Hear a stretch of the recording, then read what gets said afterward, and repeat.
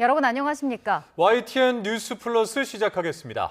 영남 지방의 가뭄과 경남 지역의 농업용수 부족이 갈수록 심각해지고 있습니다. 네, 운문댐 저수율이 25% 아래로 떨어지면서 이 주변 지역의 생활용수와 또 공업용수 공급을 줄이기 시작했습니다. 이윤재 기자입니다. 청도 운문댐 수위를 확인하는 눈금 주변이 바짝 말랐습니다.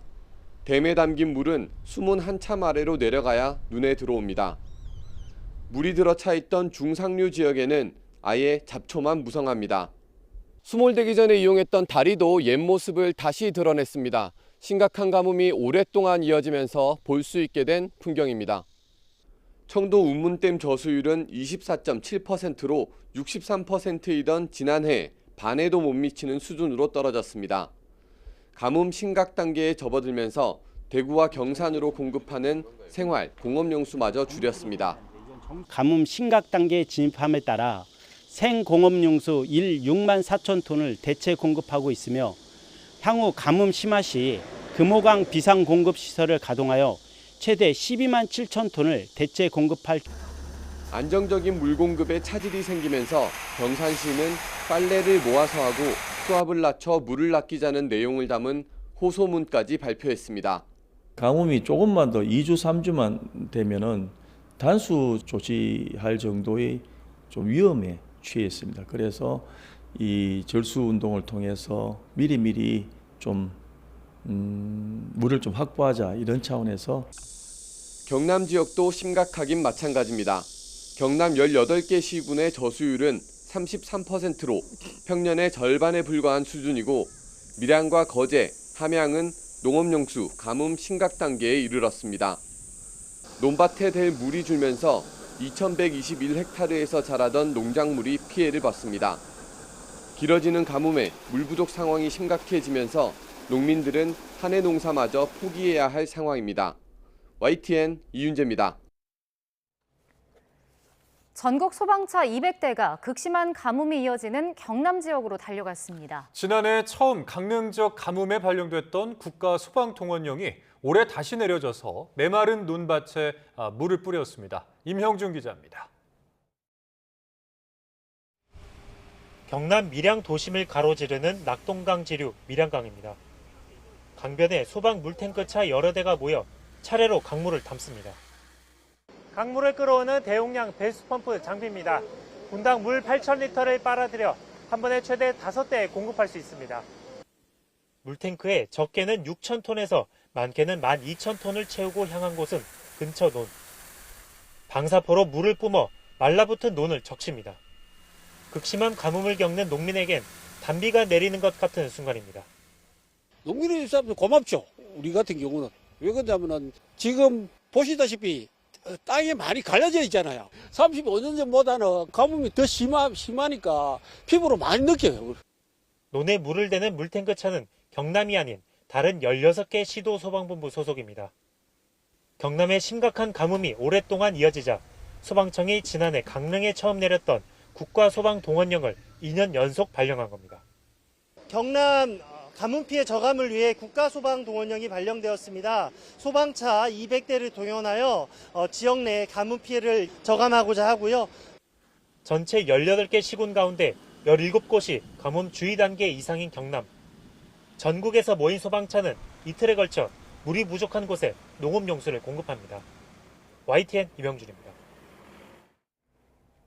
동해안을 제외한 내륙에도 건조한 날씨가 이어지면서 가뭄이 점차 심해지고 있습니다. 주말 이후에는 내륙에도 비가 내릴 가능성이 있지만 일부 지역에서는 가뭄을 해결할 이 단비를 넘어서 강하고 많은 비가 쏟아질 가능성도 있습니다. 김민경 기자입니다. 연일 맑은 하늘이 이어지고 내륙에는 이렇다 할 큰 비가 내리지 않고 있습니다. 남부를 중심으로 메말랐던 땅은 이제 중부 일부까지 가뭄이 번지고 있습니다. 최근 6개월 누적강 수량을 토대로 산정한 기상가뭄은 남부 대부분 지역에 이어 수도권과 충청 일부 지역까지 확대됐습니다. 특히 심한 가뭄은 경남에 이어 경북 일부 지역으로도 범위를 넓혔습니다. 7월과 8월은 비가 많이 내리는 기간입니다. 비가 많이 내리는 기간에 비가 이어져야지 그 물이 이제 1년 동안 쓸 수 있는 자원이 되는데 비가 많이 내리는 기간에 비가 내리지 않았기 때문에 걱정스럽고 또 특히 당분간 그렇게 큰 비가 예보가 있지 않아서 당장 가뭄 해갈을 기대하긴 어렵지만 비 소식은 있습니다. 일본을 지나온 태풍 차놈의 영향으로 동해안에는 금요일까지 최대 50mm가량의 비가 예상됩니다. 주말인 광복절 연휴부터는 서쪽 내륙에도 비가 내릴 가능성이 있습니다. 중국에 상륙한 뒤 약화한 태풍 돌핀이 남긴 많은 수증기가 우리나라 쪽으로 유입될 걸로 보이기 때문입니다. 그동안 수치예보 모델마다 비구름의 이동 경로와 시점을 다르게 내다봤지만 최근에는 대부분 중국에 남은 비구름이 우리나라로 유입될 가능성을 예측하고 있습니다. 다만 정확히 언제 어느 지역에 비가 집중될지는 아직 변동성이 큽니다. 유입되는 수증기의 양과 기압 배치에 따라 일부 지역에는 강하고 많은 비가 쏟아질 수 있습니다. 메마른 땅을 적실 단비가 될지 대비가 필요한 호우로 이어질지는 앞으로의 기압계 변화가 변수입니다. YTN 김민경입니다. 밤사이 기온이 크게 내려가면서 제주와 울산 일부 지역을 제외한 전국에서 열대야가 나타나지 않았습니다. 서울의 밤사이 최저기온은 21.3도로 하루 전보다 3도가량 낮았고 광주는 20.5도, 대전 19.5도, 강릉 19.4도, 전북 장수는 무려 13.6도까지 떨어졌습니다. 불과 일주일 전만 해도 서울의 최저기온이 29도에 육박해 초열대야 수준이었고 장수는 23.3도였는데 일주일 사이에 기온이 10도 가까이 낮아진 겁니다. 콜롬비아 서부를 강타한 지진 잔해 속에서 생존자를 찾기 위한 필사의 구조 작업이 이틀째 이어지고 있습니다. 국가 비상사태가 선포된 가운데 사망자는 250명을 넘어섰고 21세기 들어 콜롬비아에서 발생한 최악의 지진으로 기록될 전망입니다. 정유신 기자입니다. 밤샘 수색에 나선 구조대원들이 콘크리트 잔해 속에서 남성을 끌어냅니다. 강진 발생 다음 날 구조된 30대 남성은 비교적 건강한 상태로 병원으로 옮겨졌습니다. 실종자 이름을 애타게 외쳐보고 뭔가 소리가 들리자 주먹을 들어올린 뒤 생존 신호에 귀를 기울입니다.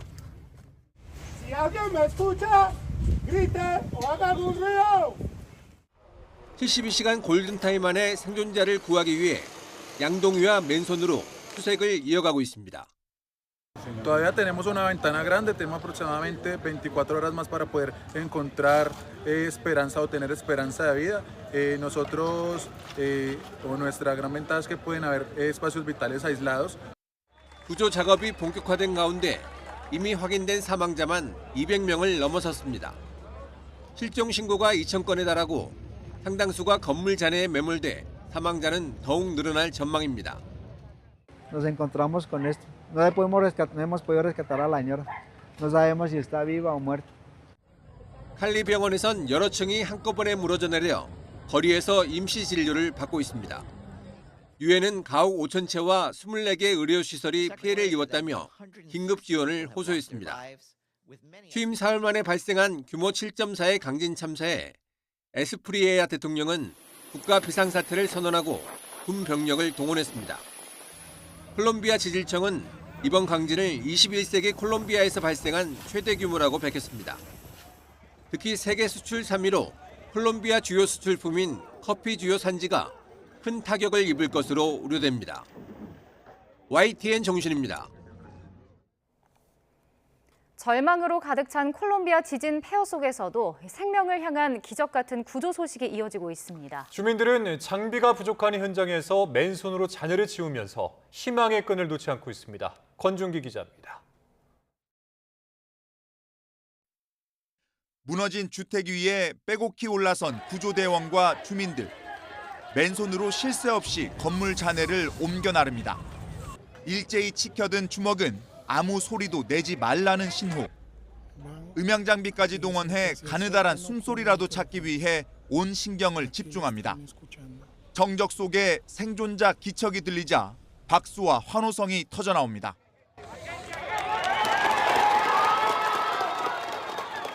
Acá han rescatado 3 personas y en el de enseguida han rescatado 2. Gracias a Dios, ilesos, no tan aporreados. Todo muy bien, gracias a todos nosotros. 폐허 틈으로 건네는 생수로 겨우 버티던 31살 여성은 꼬박 하루 만에 병원으로 이송됐고 무너진 호텔 잔해 아래에선 밤낮 없는 구조작업 끝에 36시간 만에 들것에 실려 나왔습니다. 붕괴된 아파트 더미 아래에서는 아빠 품에 안긴 갓난 아기가 기적적으로 목숨을 건졌습니다. 흙먼지를 뒤집어 쓴 고양이가 구조되자 주민들은 자기 일처럼 기뻐합니다. 고양이가 살아있다면 사람도 생존해 있을 거란 희망이 남아있기 때문입니다.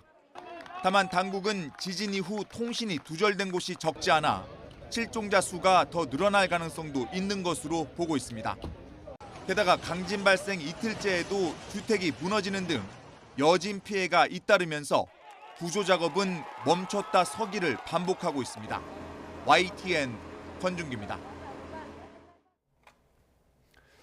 오늘 낮 1시 5분쯤 일본 구마모토 인근 해역에서 규모 4.9의 지진이 발생해 우리나라 전남 광주 일부 지역에서도 약한 흔들림이 감지됐습니다. 일본 기상청은 지진 발생 깊이는 10km며 진앙은 일본 구마모토현 구마모토시 남남서쪽 39km라고 밝혔습니다. 이번 지진은 2주 전 발생한 규모 7.1 강진의 여진으로 우리나라에서는 당시 전남 광주 등 일부 지역에서 높은 건물에서 약한 흔들림이 느껴지는 진도 2가 관측됐습니다. 서울 가양동 아파트 화재로 숨진 아들이 몸이 불편한 부모님을 돌보기 위해 최근 함께 지내기 시작했던 것으로 알려졌습니다. 네, 거동이 불편한 이 뇌병변 장애인 어머니와 또 화마를 피하려다 함께 참변을 당한 건 아닌지 안타까움을 더하고 있습니다. 김다현 기자입니다. 벽과 바닥, 가재도구 할 것 없이 집안이 모두 까맣게 불에 탔습니다. 어제 오후 화재가 발생한 서울 가양동 아파트 15층 가정집 내부 모습입니다. 불은 1시간여 만에 꺼졌지만 이 집에 살던 38살 아들과 61살 어머니는 발코니 아래 화단에서 숨진 채 발견됐습니다. 소방은 창고로 쓰던 방에서 불이 난 것으로 보고 있습니다. 경보음을 들은 이웃 주민이 복도로 나와 연기를 보자마자 119에 신고한 것으로 전해졌습니다. 정작 집안에 있던 모자는 신고하지도 현관으로 빠져나오지도 못했다는 건데 왜 그랬는지는 정확히 밝혀지지 않았습니다. 다만 불을 피하려 애쓰다 발코니에서 추락했을 가능성이 거론됩니다. 심한 뇌병변 장애가 있는 어머니가 평소 누워서 생활하는 등 거동이 편치 않았기 때문입니다. 아들은 부모의 건강이 악화하자 최근 함께 살기 시작하면서 병원에 모시고 다녔던 것으로 알려졌습니다. 아드님은 그럼 평소에 부모님 좀 잘 모시는 분인가요? 그렇죠. 아들이 직장도 없이 엄마가 돌보고 있었나 봐요. 숨진 어머니는 딸 부부와도 평소 연락을 주고받았고 인근 복지관과도 소통해온 것으로 전해졌습니다. 경찰과 소방의 합동 감식에서 모자의 안타까운 죽음을 불러온 화재 원인을 밝힐 단서가 나올지 주목됩니다. YTN 김다현입니다. 21시간 만에 진화된 경기도 평택 미연물 창고 화재 원인을 밝히기 위한 합동 감식이 내일 진행됩니다. 경찰과 소방당국, 전기안전공사 등은 내일 오전 불이 났던 창고에서 합동 감식을 벌일 예정입니다. 관계기관들은 내부 CCTV를 확보해 들여다보고 최초 발화 지점, 창고 내부에 보관돼 있던 인화성 화학물질의 종류와 적재량 등을 확인할 예정입니다. 경기도 수원 광교 신도시에서 총 길이가 1m에 가까운 도마뱀이 나타나 인근 주민들의 불안감이 커지고 있습니다. 최근 경기 여주에서도 이 국제적 멸종 위기종 악어가 포획되는 등 외래 생물들이 도심에 출현하는 일이 잇따르고 있습니다. 최기성 기자가 취재했습니다. 수원시청 공무원 6명이 공원 곳곳을 수색합니다. 인근에는 도마뱀을 보면 신고해달라는 현수막이 5개 붙었습니다. 몸길이 40cm, 꼬리까지 하면 90cm 정도 하는 도마뱀이 출몰했지만 붙잡히지 않았기 때문입니다. 발견 장소가 아파트와 도서관, 초등학교 등이 몰려있는 곳이라 주민들은 걱정이 큽니다. 학교 근처이거든요. 그래서 아이가 많이 놀랄 것 같고 포획하기가 너무 어렵고 계속 놓쳤다는 이야기를 좀 듣고 이렇게 산책하다가 나타날까 봐 조금 겁나긴 했습니다. 소유주라고 주장하는 남성은 자신이 한 달 전쯤 잃어버린 나일왕 도마뱀이라고 말한 것으로 확인됐습니다. 이 도마뱀은 국제적 멸종위기종 2급이지만 신고하면 사육 가능합니다. 해당 남성이 신고 절차를 밟았는지는 아직 파악되지 않았습니다. 지난 18일 경기 여주시 소양천에서는 몸길이 90cm, 체중 1.75kg의 국제적 멸종위기종 1급 샤마거가 붙잡히기도 했습니다. 포획할 때도 어디를 잡아야 안전한지 그런 매뉴얼도 없어서 조금 위험한 상황이긴 했습니다. 경찰에 붙잡힌 소유주는 인터넷 카페에서 120만 원을 주고 샀다고 진술했습니다. 국내에서 자생할 수 없는 외래 생물을 밀수하는 조직도 최근 적발됐습니다. 속옷이나 철제, 과자 상자 등의 200마리를 숨겨들여와 일부를 판매한 겁니다. 여주 소양천에서 발견되었던 알비노라는 돌연변이를 가진 그 샤마거를 다수 수입해와서 유통한 것으로 확인됐습니다. 이딴 외래종 출몰에 밀수와 불법 유통도 기승을 부리고 있는 만큼 전반적인 관리 체계 점검이 필요해 보입니다. YTN 최기성입니다. 부동산 문제가 국정 운영의 뇌관으로 떠오르면서 정치권 여론전이 한껏 가열됐습니다. 더불어민주당은 야당의 발목 잡기로 공급 절벽 책임을 돌렸고 국민의힘은 이 집값 대신 국민만 잡는 정부라고 날을 세우면서 맞서고 있습니다. 부장원 기자입니다. 정부의 추가 주택 공급 대책 발표를 앞두고 더불어민주당은 단일 대오 속도전을 강조했습니다. 당내 주택시장 태스크포스를 본격 가동하고 혁신적인 공급 속도 단축과 함께 전월세 안정도 이뤄내겠다고 약속했습니다. 대책 발표보다 중요한 것은 국민께서 체감할 수 있는 속도감 있는 실행력입니다. 당정이 긴밀하게 머리를 맞대겠습니다. 세제 개편을 비롯해 부동산 정책 전반을 점검하기 위한 의원총회도 예고했는데 성남 부동산 민심을 달래려 부심하는 모습입니다. 동시에 지난해 97 공급대책 후속 법안들이 국민의힘 목리로 아직도 발목이 잡혀 있다며 야당의 책임을 따져 묻기도 했습니다. 거의 8개월이 넘도록 국민의힘 비협조로 법안 처리가 지연되고 있는 실정입니다. 법안을 만들어주지 아니하고 공급의 속도를 높여라라고 하는 것은 이건 무슨 어불성설도 아니고. 다만 당장 당내에서는 성급한 조세 개편이 민심에 불을 지르고 국정 지지율 하락을 가져왔다는 자성의 목소리도 나왔습니다. 저는 부동산 이거 세금 손대지 말으라는 게 일반 주장이에요. 1인 1가구 1주택 부동산 종부세 양도세 해봤자 1조입니다. 1조. 50조의 추가 세수가 나는데 왜 1조의 목숨을 걸려고 그러냐. 국민의힘은 정부 여당이 징벌적 세금 폭탄과 반시장적 규제로 부동산 지옥을 만들어놨다면서 부동산 실정 총공세에 나섰습니다. 청와대 춘추관장이 불법 증축주택으로 임대 수익을 올린 의혹을 부각하며 위선적인 행태를 그만두라고 꼬집었습니다. 참모들마저 외면하는 부동산 정책을 대체 어떤 국민이 신뢰하겠습니까?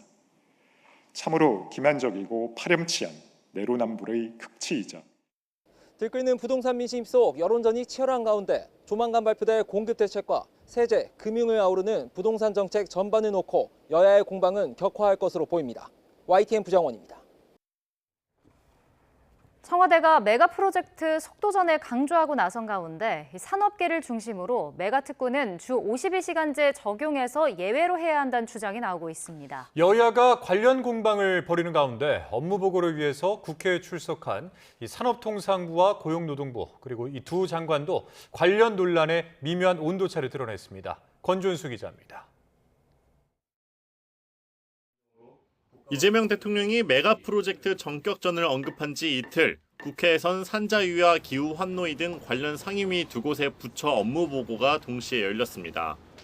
먼저 더불어민주당은 전폭 지원을 강조하면서도 주 52시간 예외 적용에선 무엇보다 노동계 우려를 불식할 장치가 필요하다고 지적했습니다. 반도체나 AI 등 첨단 R&D 현장의 연장 근로 요구를 무조건 들어주기 전에 노동계 입장을 들어봐야 한다는 겁니다. 강제적으로 하기보다는 산업계와 노동계가 좀 이제는 좀 만나서 충분하게 대화를 나눠야 되는. 반면 국민의힘은 광주 군공항 이전은 급히 추진하면서 주 52시간 제도 예외는 눈치 보고 있다며 앞뒤가 안 맞는 행보라고 꼬집었습니다. 특히 호남 반도체 클러스터를 겨냥해 특정 지역 사업에만 예외를 적용하는 건 형평성에 어긋난다고 비판했습니다.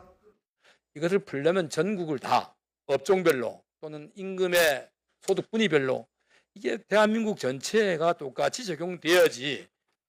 각 상임위를 찾은 장관들은 부처별로 미묘한 온도차를 드러냈습니다. 고용노동부 장관은 야당의 주 52시간제 예외 관련 집중 공세에도 신중함을 거듭 강조했습니다. 주 52시간제 예외는 어떻게 반대하십니까? 찬성하십니까? 저는 신중하게 접근해야 된다고 보고 있습니다. 다른 상임위에 있던 산업통상부 장관은 반면 부처 간 협의 중이라는 점을 부각했습니다. 유연 근무 시간 제도라든지 다양한 형태에 대해서 서로 지금 논의 중에 있다고 말씀드리겠습니다. 정부 부처부터 여야까지 메가특구 주 52시간제 예외 논의는 아직 백가쟁명 수준으로 보이는 가운데 청와대가 연내특별법 제정을 목표로 내놓은 만큼 조만간 구체적인 해법이 마련될 수 있을지 관심이 쏠립니다. YTN 권준수입니다.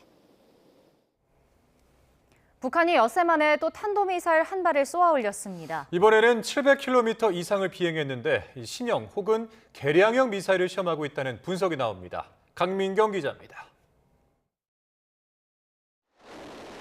북한이 새벽 6시쯤 강원도 원산 일대에서 동해상으로 탄도미사일 한 발을 발사했습니다. 이 미사일은 700km 이상을 비행했는데 정확한 재원에 대해서는 한미가 정밀 분석 중입니다. 통상 사거리 1000km 이하 미사일은 단거리 탄도미사일로 분류되지만 합참은 단거리라는 표현을 명시하지 않았습니다. 이번에 발사한 미사일이 신형 혹은 개량형이거나 1000km 이상의 준중거리 탄도미사일의 사거리를 줄여 쐈을 수 있다는 분석이 나오는 이유입니다. 보통 그게 400에서 500km 정도 나가는데 이게 700km면 그보다 좀 약간 중단거리 정도의 미사일이고 그 신형 미사일일 가능성을 배제할 수 없다. 북한은 지난 6일에도 단거리 탄도미사일 한 발을 쏘아 올렸는데 이 기종을 다시 발사했을 가능성이 있습니다. 사전에 한번 리허설을 해보고 이제 성공했다고 하면 진짜 최고 졸업을 데려다 놓고 이제 실제 발사 시험을 하는 거죠. 일각에선 북한이 6일 전 쏜 미사일에 대해 별다른 언급을 안 했던 점으로 미뤄 원하는 결과를 얻지 못해 재발사에 나섰을 수 있다는 관측이 나옵니다. 또 북한이 최근 일본의 군사력 증강에 날을 세워온 만큼 주일 미군 기지 등을 염두에 뒀거나 다음 주 시작되는 한미연합훈련, 을지 자유의 방패에 대한 반발 가능성도 거론됩니다. 합참은 미국, 일본과 관련 정보를 긴밀하게 공유하며 만반의 대비 태세를 유지하고 있다고 밝혔습니다. YTN 강민경입니다. 더불어민주당이 북한의 탄도미사일 발사에 대해서 한반도 평화를 위협하는 어떠한 행위도 정당화될 수 없다고 강조했습니다. 강준현 수석 대변인은 오늘 서면 논평을 통해서 북한의 탄도미사일 도발을 강력하게 규탄한다며 이 북한의 도발 행위가 한미연합훈련을 앞두고 이루어졌다는 점에서 다분히 의도적이고 또 계산적이라고 경고했습니다. 국민의힘은 북한의 탄도미사일 도발을 두고 이재명 정부가 한미연합훈련 축소와 전작권 전환 속도 등 안보 태세부터 돌아봐야 한다고 지적했습니다. 박성훈 수석 대변인은 오늘 논평을 통해 국제사회의 거듭된 경고에도 군사적 위협을 높이는 북한의 행태를 강력히 규탄한다며 이같이 밝혔습니다. 삼성전자와 SK하이닉스 등 반도체 대형주 강세로 코스피가 6,500선을 탈환했습니다. 코스피는 1.5% 오른 6,439로 출발해서 3.68% 오른 6,579로 장을 마쳤습니다. 외국인과 기관의 3조 3천억 원이 넘는 동반 순매수에 힘입어 상승했고 4%대까지 상승폭이 커지며 올해 23번째 매수 사이드카가 발동됐습니다. 지난 7월 취업자 수가 넉 달 만에 두 자릿수 늘었습니다. 하지만 뜯어보면 청년 실업률은 5년 반 만에 최대폭으로 늘었고 또 좋은 일자리인 상용직 증가율도 예전만 못합니다. 이승원 기자입니다.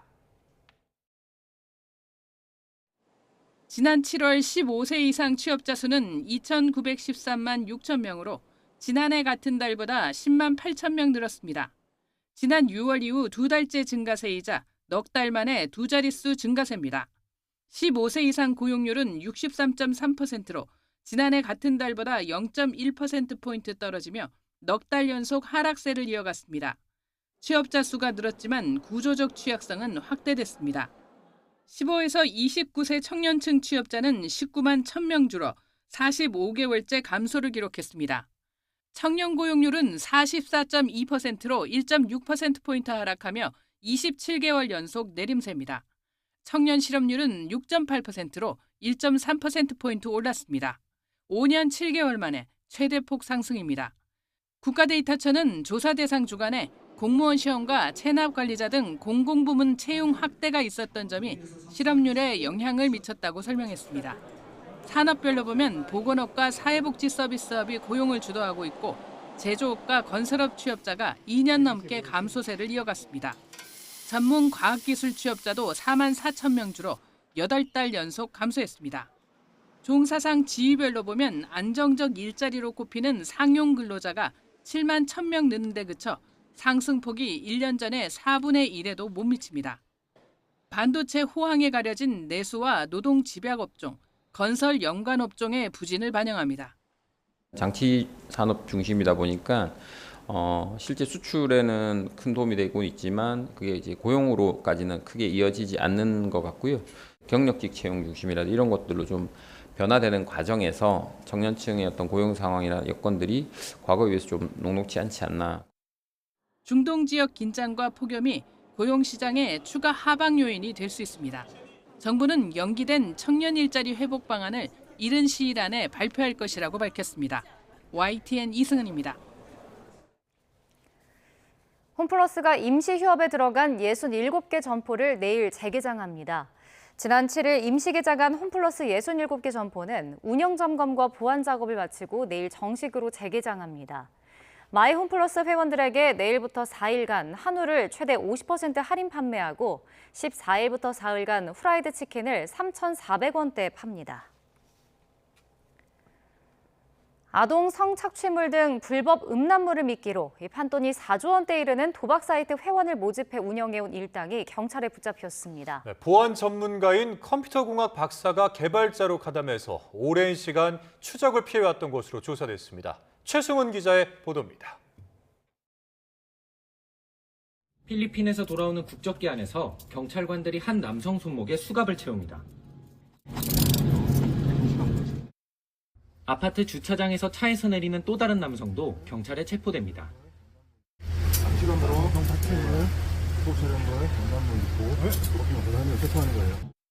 필리핀을 거점으로 음란물 유포, 도박 사이트를 운영한 조직의 관리책과 개발자가 경찰에 붙잡혔습니다. 지난 2019년부터 최근까지 음란물 사이트 2곳과 도박 사이트 18곳을 운영한 혐의입니다. 아동 청소년 성착취물 등 이들의 사이트에 올라온 불법 영상은 11만 건으로 국내 최대 규모입니다. 음란물을 미끼로 회원들을 끌어모으면 도박 사이트에 가입하도록 유도했습니다. 이들이 관리한 판돈은 모두 4조 7천억 원, 지금까지 챙긴 것으로 드러난 부당이득만 476억 원이나 됩니다. 컴퓨터공학 박사인 개발자가 가상 서버 등을 구축해 수사기관 추적을 오랜 기간 따돌려온 것으로 조사됐습니다. 컴퓨터 공학 박사 출신이어가지고 특히 보안 전문가예요. 그래서 추적을 굉장히 잘 피할 수 있고 보안이 철저했기 때문에 경찰은 국제공조로 검거한 피의자 2명을 구속해 검찰에 송치했고 이들이 운영한 불법 사이트 10곳을 폐쇄했습니다. 경찰은 해외에 체류하는 총책과 또 다른 관리책을 인터폴 적색 수배 대상에 올리고 나머지 공범에 대해서도 수사를 이어나갈 방침입니다. YTN 최승훈입니다. 대전 둔산경찰서가 흉기를 든 채 공원을 배회하다가 체포 과정에서 전기톱을 들고 경찰에 저항한 혐의로 20대 남성 A씨를 입건해 조사하고 있다고 밝혔습니다. A씨는 어젯밤 10시쯤 대전 둔산동에 있는 공원에서 흉기를 든 채 배회했고 주거지로 찾아온 경찰과 대치하며 업무를 방해한 혐의를 받고 있습니다. 체포 과정에서 A씨는 방검복을 입고 전기톱을 든 채 2시간 넘게 대치하다가 경찰 특공대에 의해 제압된 것으로 알려졌습니다. 네, 조금 전 들어 속보 전해드리겠습니다. 종합특검이 직권남용 혐의로 윤석열 전 대통령을 기소했다는 소식이 들어왔습니다. 윤 전 대통령이 우방국에 비상계엄 정당화 내용을 메시지로 전파했다는 지시가 혐의로 적용이 되고 있는데요. 신원식 전 국가안보실장에게는 내란 중요임무 종사 등으로 기소가 된 것으로 전해지고 있습니다. 예, 다시 한번 전해드리겠습니다. 종합특검이 윤석열 전 대통령을 직권남용 혐의로 기소했다는 속보가 들어왔습니다. 특검은 윤 전 대통령이 우방국에 비상계엄을 정당화하는 내용의 메시지를 전파하도록 지시한 것으로 보고 있습니다. 이와 함께 신원식 전 국가안보실장에 대해서도 내란 중요임무 종사 등의 혐의로 기소했다는 소식 전해드립니다. 관련된 뉴스는 이어지는 보도에서 다시 전해드리도록 하겠습니다. 다음 소식입니다. 배우 하영이 증조부의 친일 행정 논란과 관련해서 무지한 상태에서 가족의 자랑처럼 꺼냈다면서 사과했습니다. 배우 하영은 SNS에 자필 사과문을 올리고 그동안 가족을 통해 전해들은 이야기로 증조부의 삶을 단편적으로만 알았다면서 이같이 밝혔습니다. 이어 미처 알지 못했다는 사실이 역사를 외면할 이유가 될 수는 없다고 생각한다며 그 과오를 무겁게 받아들이고 또 후손으로서 진심으로 사죄드린다고 덧붙였습니다. 지난 2018년 직원 실수로 한 주당 1,000원이 아닌 1,000주가 배당된 이른바 삼성증권 유령 주식 사태 손해배상 판결이 7년 만에 확정됐습니다. 대법원은 삼성증권이 당시 이 주가 하락으로 손실을 입은 국민연금공단에게 18억여 원의 배상 책임이 있다고 판단했습니다. 윤혜리 기자입니다. 지난 2018년 4월 삼성증권이 우리사주 조합원에게 한 주당 1,000원이 아닌 1,000주를 잘못 배당하는 이른바 유령 주식 사태가 벌어졌습니다. 현금 28억 원가량이 배당됐어야 하지만 삼성증권 발행주의 30배가 넘는 약 28억 주가 입고됐습니다. 직원 일부가 주식을 대량으로 매도하면서 주가는 장중 한때 10% 넘게 급락했습니다. 발행 주식 수의 30배가 넘는 소위 유령 주식이 발행되어졌는데 그것이 내부 시스템상 전혀 걸러지지 않는, 전산적으로도 걸러지지 않는 상황이 발생을 했고요. 이 사태로 큰 손실을 봤다며 소송을 제기한 국민연금공단. 7년에 걸친 소송전이 마무리됐습니다. 대법원은 삼성증권이 국민연금공단에 18억 6천여만 원을 지급하라는 원심 판단에 문제가 없다고 보고 원심을 확정했습니다. 앞서 1, 2심 재판부는 사고를 막을 내부 방침이 없었고 매도 금지 공지 등 후속 조치도 적절히 이뤄지지 않았다며 삼성증권 책임을 인정했습니다. 다만 모두 책임지게 하는 건 가혹한 측면이 있다며 손해액의 50%로 범위를 제한했습니다. 대법원 역시 원심이 판단한 손해배상 범위가 정당하다고 봤습니다. 다만 1, 2심과 달리 담당 직원들이 배당을 잘못한 것에 대해서도 삼성증권의 사용자 책임이 인정된다고 판단했습니다. 당시 유령 주식을 매도한 혐의로 재판에 넘겨진 삼성증권 직원들은 지난 2022년 유죄가 확정됐습니다. YTN 윤혜리입니다. 무소속 한동훈 의원이 12.3 비상계엄 다음 날 열린 당정대 회의와 관련한 종합특검의 참고인 소환에 응하지 않았습니다. 특검은 수사기간이 곧 끝나는 만큼 재소환은 검토하지 않는다고 밝혔습니다. 보도에 안동준 기자입니다. 무소속 한동훈 의원에 대한 2차 종합특검의 참고인 조사가 결국 불발됐습니다. 종합특검은 언론 공지를 통해 한 의원이 불출석 사유서 없이 출석하지 않았다는 사실을 알렸습니다. 한 의원은 비상계엄이 해제된 당일인 2024년 12월 4일 오후 국민의힘 당대표 신분으로 당정대 회의에 참석했습니다. 종합특검은 같은 날 저녁에 열린 삼청동 안가회동에서 계엄의 정당성 논리를 구축한 걸로 보는데 당정대 회의와의 연관성을 확인하기 위해 지난 6일 한 의원에게 소환을 통보했습니다. 이에 한 의원은 SNS에 정치특검이 하려는 정치수사를 도와줄 생각이 없다면서 불출석 의사를 내비치기도 했습니다. 다만 종합특검은 남은 수사기간을 고려했을 때 재소환은 검토하지 않는다고 밝혔습니다. 계엄 당시 합수부 해경인원 증언 편성 등 혐의를 받는 김종욱 전 해경청장 등을 불구속 기소하며 막판 신병 처리에 집중하는 모양새입니다. 활동기한이 2주도 채 남지 않은 가운데 종합특검과 내란특검은 내란 종료 시점을 두고 또다시 충돌했습니다. 종합특검은 최근 이은우 전 KTV 원장을 기소하며 윤석열 전 대통령이 탄핵소추안 가결로 직무정지된 재작년 12월 14일을 종료 시점으로 명시했습니다. 이에 내란특검은 5.17 내란 사건의 대법 판결을 담은 설명자료를 통해 비상계엄이 해제된 12월 4일을 종료 시점으로 보는 것이 법리에 맞는다고 반박했습니다. 앞서 두 특검은 계엄 내부고발자의 내란가담 해석을 둘러싼 이견과 박성재 전 법무부 장관 청탁금지법 위반 사건의 이첩 여부 등을 고리로 신경전을 벌였습니다. YTN 안동준입니다. 최상병 순직 사건 처리 과정에 부당하게 관여한 의혹을 받는 황유선 전 방첩사령관이 구속 갈림길에 섰습니다. 서울중앙지방법원은 오늘 오후 직권남용 권리행사방해 혐의를 받는 황 전 사령관에 대한 구속영장 실질심사를 진행했습니다. 황 전 사령관 등은 윤석열 전 대통령의 이른바 VIP 경로 관련 정보 수집을 막는 등 최상병 순직 처리 과정에 관여한 혐의를 받습니다. 사실상 봉쇄된 호르무즈 해협에 이어 우회 항로인 홍해에서도 친이란 후티 반군의 공격으로 6명이 숨졌습니다. 이란은 미국이 전쟁을 끝내고 동결 자금을 풀기 전에는 호르무즈 해협을 열지 않겠다고 못 박았고 미국도 봉쇄를 뚫으려던 선박을 미사일로 공격했습니다. 보도에 신윤정 특파원입니다. 이집트 회사 소유 소형 화물선 티하마호가 검게 그을린 채 심하게 훼손됐습니다. 예멘 정부는 친이란 반군 후티가 홍해 입구 바브엘 만데브 해협에서 선박에 미사일을 발사해 사상자가 발생했다고 밝혔습니다. 후티 반군이 공격 대상으로 삼겠다던 사우디 선박이 아니어서 홍해상 선박 공격이 무차별적으로 확산한 게 아니냐는 우려가 커졌습니다.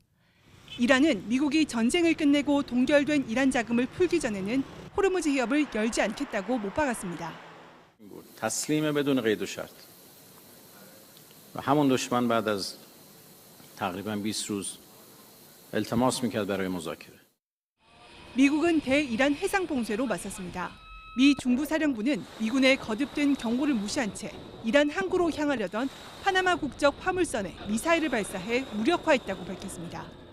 호르무즈와 홍해 양대 에너지 수송로의 긴장이 동시에 높아지면서 국제 유가는 1.4% 올랐습니다.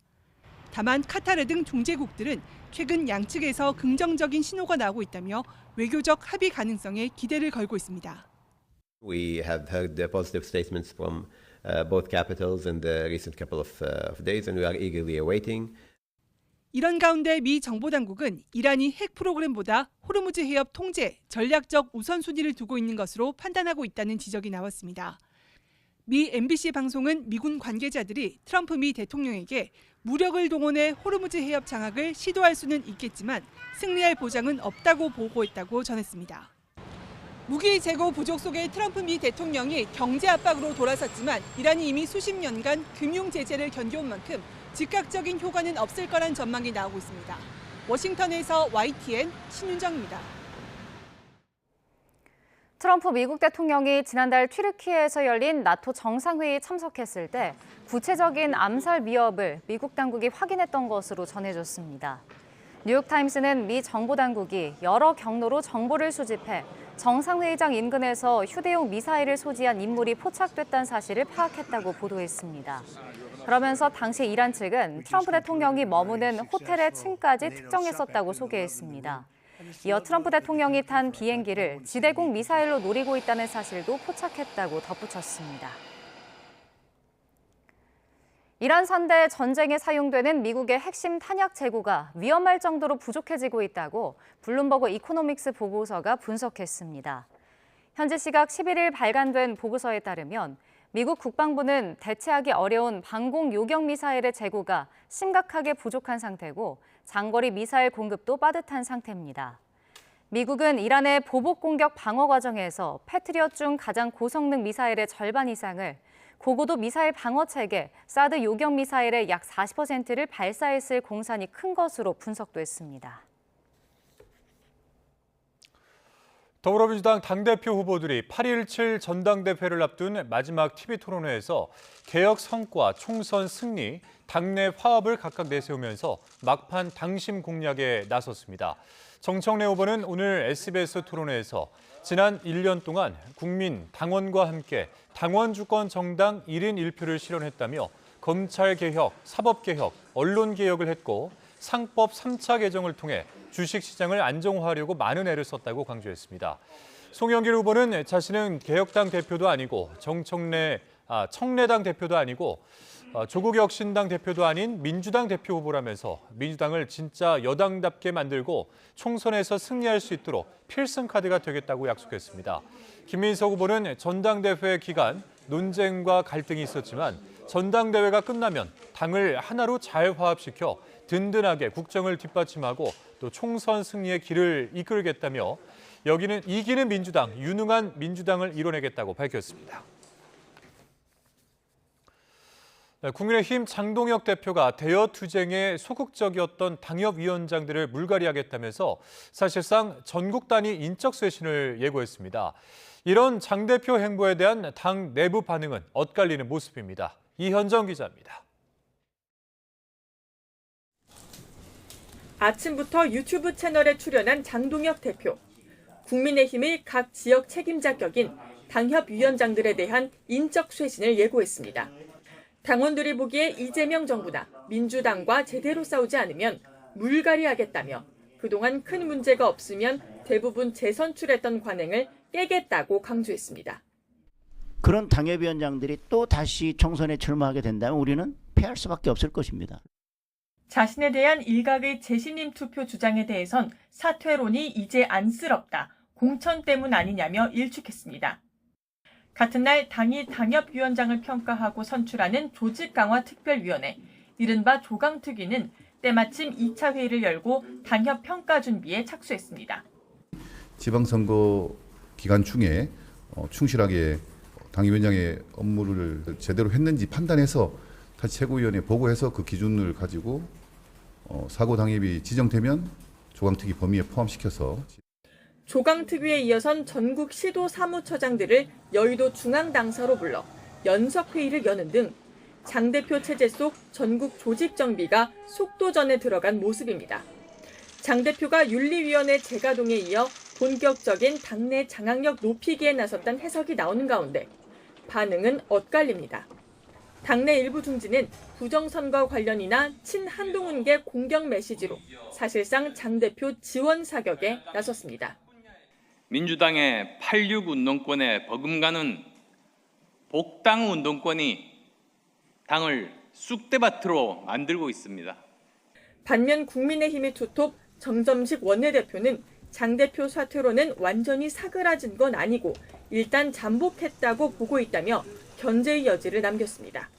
이번 달 말 취임 1주년을 맞는 장동혁 대표는 조만간 남은 임기 당 운영 방안을 직접 발표할 예정입니다. 이를 앞두고 내놓은 인적 쇄신 카드가 또 다른 당내 갈등의 불씨가 될지는 지켜봐야 할 것으로 보입니다. YTN 이현정입니다. 이재명 대통령이 한국계 미셸 스틸 주한 미국 대사를 처음으로 만났습니다. 이 대통령은 한미 동맹을 더 굳건히 발전시켜서 나가는 데 든든한 가교 역할을 해달라고 당부했습니다. 한현희 기자입니다. 미셸 스틸 신임 주한 미국 대사가 청와대를 방문했습니다. 자국 정부에서 받은 신임장을 이재명 대통령에게 전달하기 위해서입니다. 이 대통령이 트럼프 2기 행정부의 첫 주한 미국 대사로 부임한 한국계 스틸 대사를 만난 건 이번이 처음입니다. 트럼프 대통령의 측근으로 꼽히는 남편 숀 스틸 변호사는 이번에도 동행했습니다. 이어진 환담에서 이 대통령은 한국 문화와 사회에 깊은 이해를 가진 스틸 대사가 한미동맹을 더 굳건히 발전시켜 나가는데 든든한 가교 역할을 해줄 것으로 기대한다고 말했습니다. 또 양국 간 여러 현안도 합리적이고 적극적인 대화와 협력 과정을 통해 원만히 풀어나갈 수 있을 것이고 이를 통해 양국 관계는 더 고도화될 거라고 강조했습니다. 대미 투자 이행부터 쿠팡 문제를 둘러싼 미 정치권 반발, 그리고 핵 추진 잠수함 개발 등 안보 협의까지 한미 간 조율해야 할 사안이 적잖은 만큼 이를 뒷받침해달라는 의미로 풀이됩니다. 스틸 대사는 한국에 부임하게 돼 매우 기쁘다면서 한국 정부 그리고 국민과 폭넓게 소통하며 상호 이해와 우호 협력 증진을 위해 노력하겠다고 화답했습니다. 이 대통령과 스틸 대사는 화기애애한 분위기 속에서 한국어로 담소를 나누기도 한 것으로 전해졌습니다.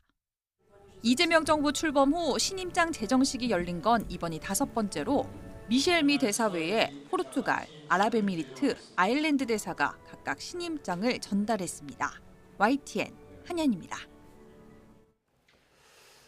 크리스토퍼 놀란 감독의 오디세이가 평일에도 20만 명이 넘는 관객을 동원하면서 흥행 돌풍을 이어가고 있습니다.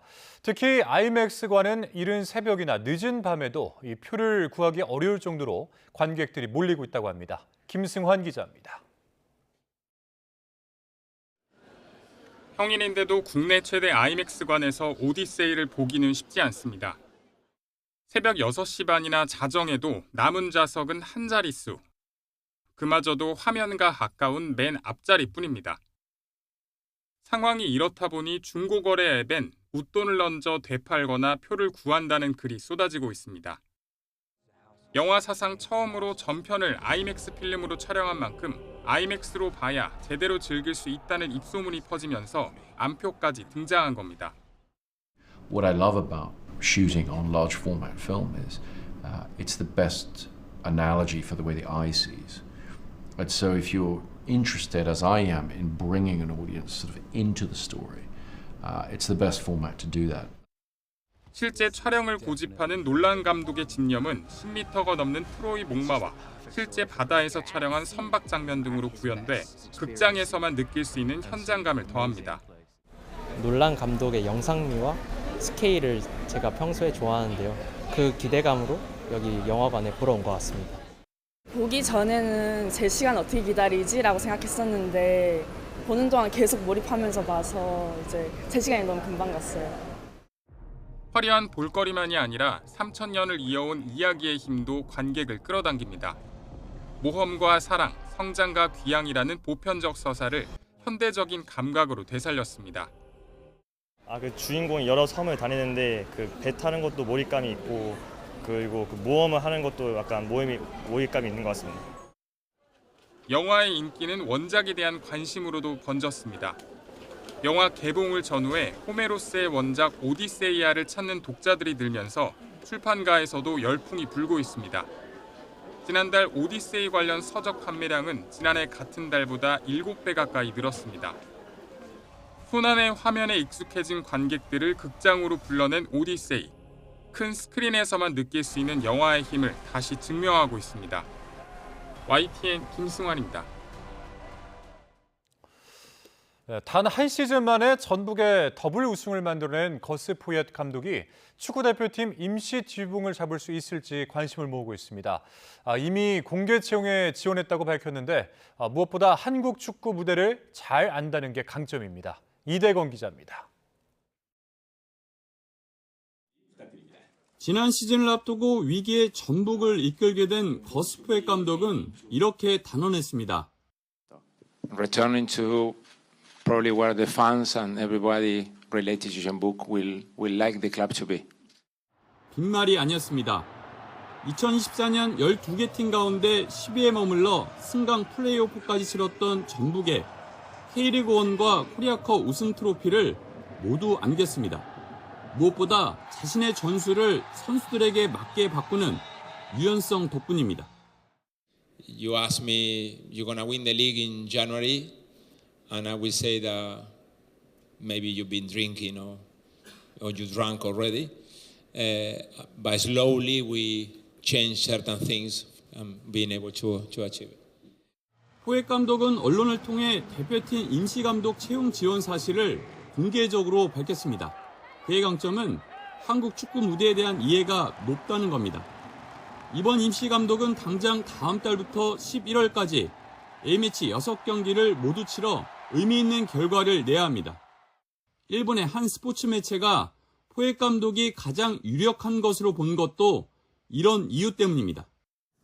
2년 전 포옙 감독은 홍명보 전 감독, 박은호 감독과 함께 최종 후보 3인에 올라 면접까지 봤지만 결과적으로 인연을 맺지 못했습니다. 임시 감독을 뽑기 위한 서류 접수를 마무리한 축구협회는 다음 주 1차 검증을 통과한 후보자들을 상대로 온라인 면접을 진행하고 최종 우선 협상 대상자를 상대로 계약 협상에 들어갑니다. YTN 이대원입니다. 전북의 고교생 미드필더 김희애건이 프로축구 데뷔골로 K리그 이달의 골 최연소 수상 기록까지 세웠습니다. 전북의 18세 이하 팀인 영생고 3학년생 김희애건은 지난달 11일 울산과의 17라운드에서 후반 34분 환상적인 중거리 슛으로 골문을 갈라 프로 데뷔골을 기록했습니다. 만 17살 11개월 4일의 나이로 골 맛을 본 김예건은 역대 최연소 이달의 골 수상 기록까지 새로 썼습니다. 종전 최연소 기록은 18살 3개월 10일의 나이에 골을 넣은 양민혁이 갖고 있습니다. 네, 이번에는 기상센터 연결해서 자세한 날씨 상황 알아보도록 하겠습니다. 자, 김수영 캐스터, 오늘도 열대야는 쉬어간다고요? 네, 그렇습니다. 오늘 밤사이 서울 최저기온이 23도, 대전 21도, 대구 23도로 열대야가 나타나는 곳은 거의 없겠습니다. 하지만 한낮 더위는 조금 더 강해지겠는데요. 서울 낮 기온이 33도, 광주 34도, 대구 34도까지 오르면서 폭염특보가 곳곳으로 다시 내려질 가능성도 있겠습니다. 내일도 내륙은 대체로 맑겠습니다. 다만 충청과 남부 내륙에는 한때 소나기가 쏟아지겠고 동해안에는 오락가락 비가 이어지면서 모레까지 최고 50mm의 비가 더 오겠습니다. 또 바닷물의 높이가 높은 대륙인데요. 특히 오늘 밤 사이에는 폭풍 해일이 발생할 가능성도 있겠습니다. 날씨 정보였습니다.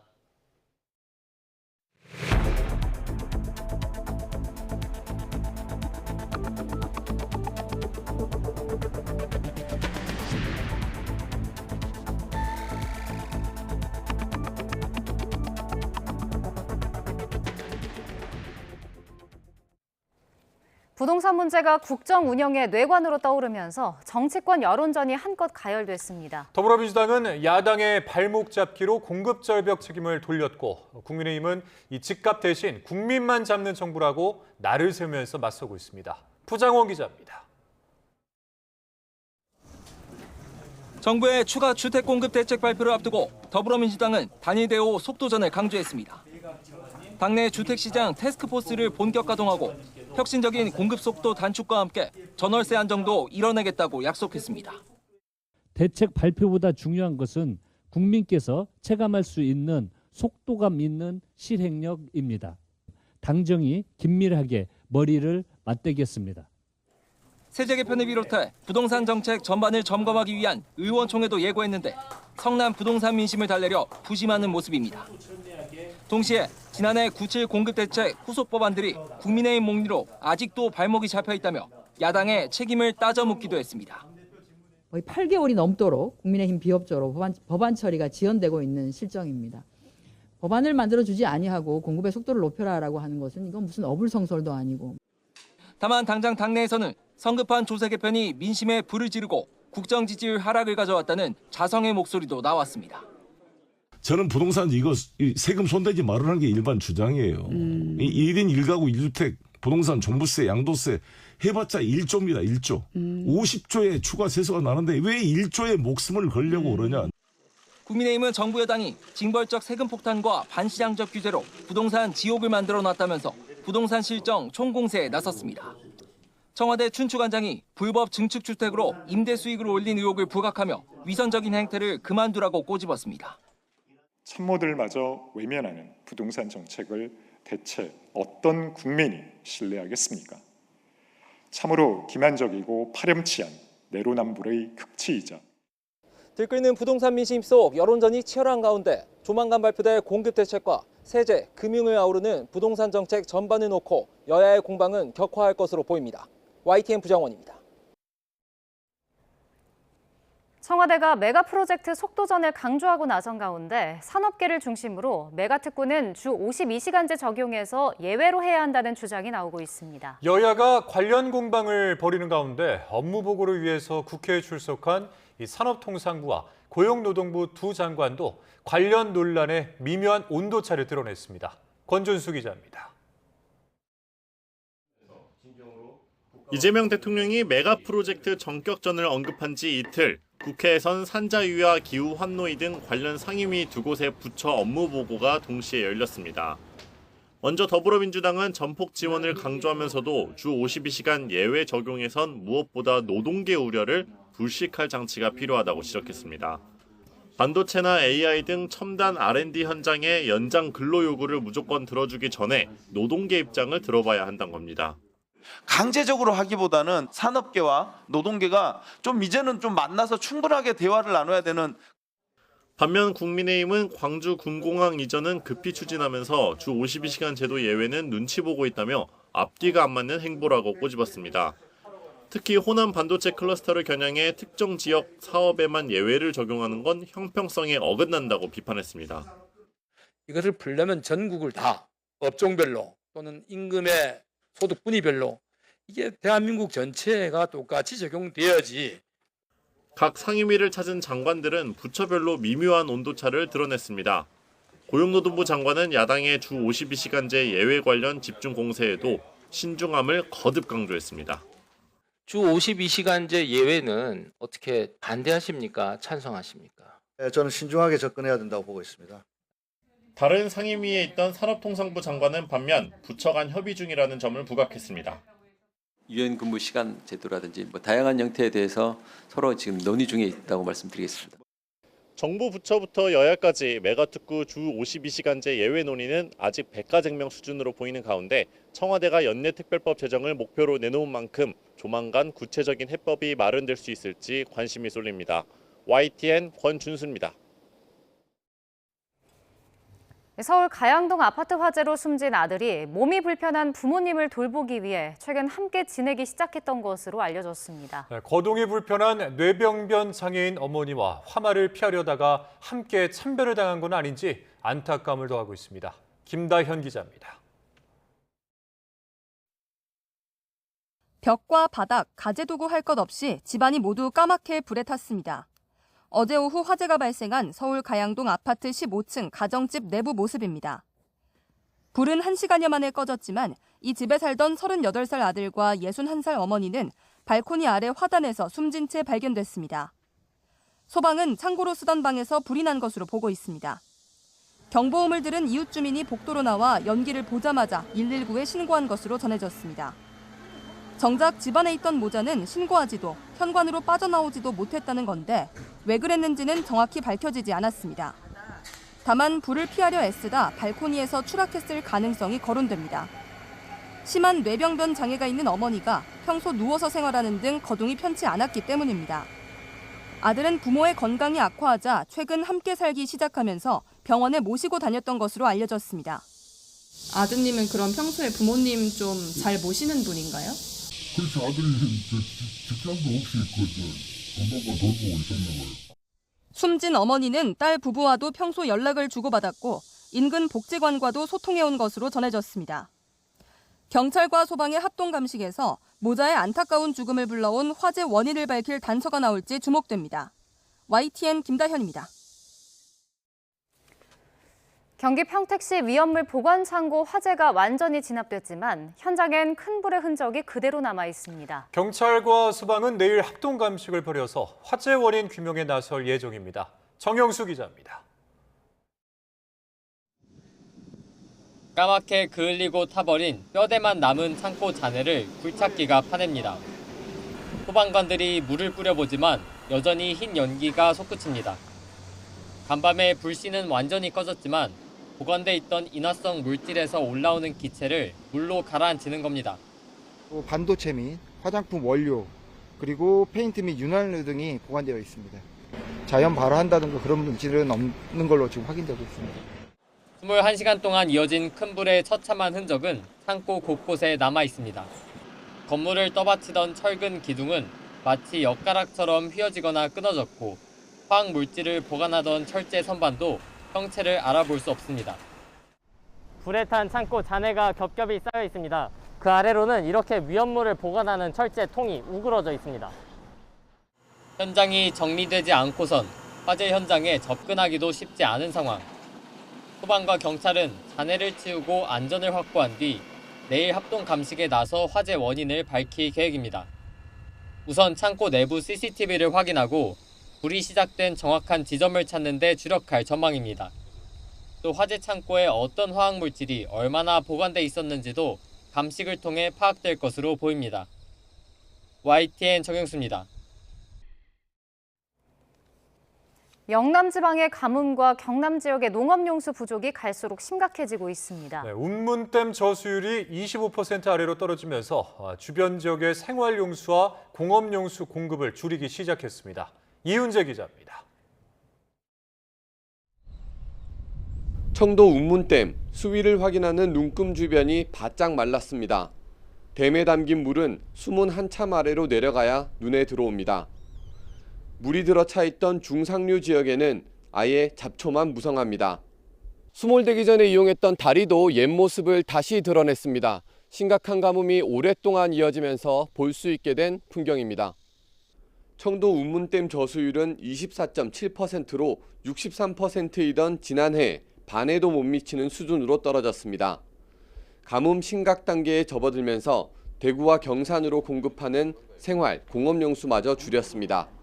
가뭄 심각 단계에 진입함에 따라 생공업용수 6만 4천 톤을 대체 공급하고 있으며 향후 가뭄 심화 시 금호강 비상 공급 시설을 가동하여 최대 12만 7천 톤을 대체 공급할. 안정적인 물 공급에 차질이 생기면서 경산시는 빨래를 모아서 하고 수압을 낮춰 물을 아끼자는 내용을 담은 호소문까지 발표했습니다. 가뭄이 조금만 더 2주, 3주만 되면은 단수 조치할 정도의 좀 위험에 취했습니다. 그래서 이 절수 운동을 통해서 미리미리 좀 물을 좀 확보하자 이런 차원에서. 경남 지역도 심각하긴 마찬가지입니다. 경남 18개 시군의 저수율은 33%로 평년의 절반에 불과한 수준이고 밀양과 거제, 함양은 농업용수 가뭄 심각 단계에 이르렀습니다. 논밭에 댈 물이 줄면서 2121헥타르에서 자라던 농작물이 피해를 봤습니다. 길어지는 가뭄에 물 부족 상황이 심각해지면서 농민들은 한 해 농사마저 포기해야 할 상황입니다. YTN 이윤재입니다. 극심한 가뭄에 경남 지역에 국가 소방 동원령이 내려져 있습니다. 지원에 나선 인천 소방대원들이 우연히 차량 화재를 마주쳐서 진압했습니다. 김희영 기자입니다. 새벽 여명이 남은 고속도로, 멀리 불꽃과 함께 잿빛 연기가 피어오릅니다. 차로 변경 안내에도 멈춰선 차량에서 소방대원이 급히 내립니다. 대원은 호스를 끌고 불이 난 탁송차에 다가서 물을 뿌리기 시작합니다. 1단에 있다 보니까는 테슬라로 보니까 이게 연소 확대가 됐더라고요. 보니까 앞쪽에, 본네트 밑에 쪽에 테슬라부터 진압을 하고 그 다음에 엔진룸 쪽에서 집중 방송을 했는데 신고를 받고 출동한 다른 소방대원들도 힘을 보탭니다. 불은 20분 만에 잡혔고 탁송되던 전기차로 불길이 크게 번지는 것도 막았습니다. 알고 보니 처음 진화에 나선 대원들은 국가소방동원령에 따라 경남 지역 가뭄 지원을 위해 이동하던 인천 미추홀 소방서 소속이었습니다. 의료용 소방서로 목적지로 가고 있는 상황이었는데 저희 본분이 불을 진압하는 거니까 일단 가서 일단 최대한 빨리 신속하게. 최근 기록적인 폭염 속 화재가 잇따르면서 소방대원들의 부담도 컸습니다. 국가소방동원령까지 내려진 평택 창고 화재는 21시간을 넘겨서 겨우 꺼졌는데 이곳에는 석유 같은 인화성 화학 물질을 최대 191만 리터까지 보관할 수 있어 진화에 총력을 다해야 했습니다.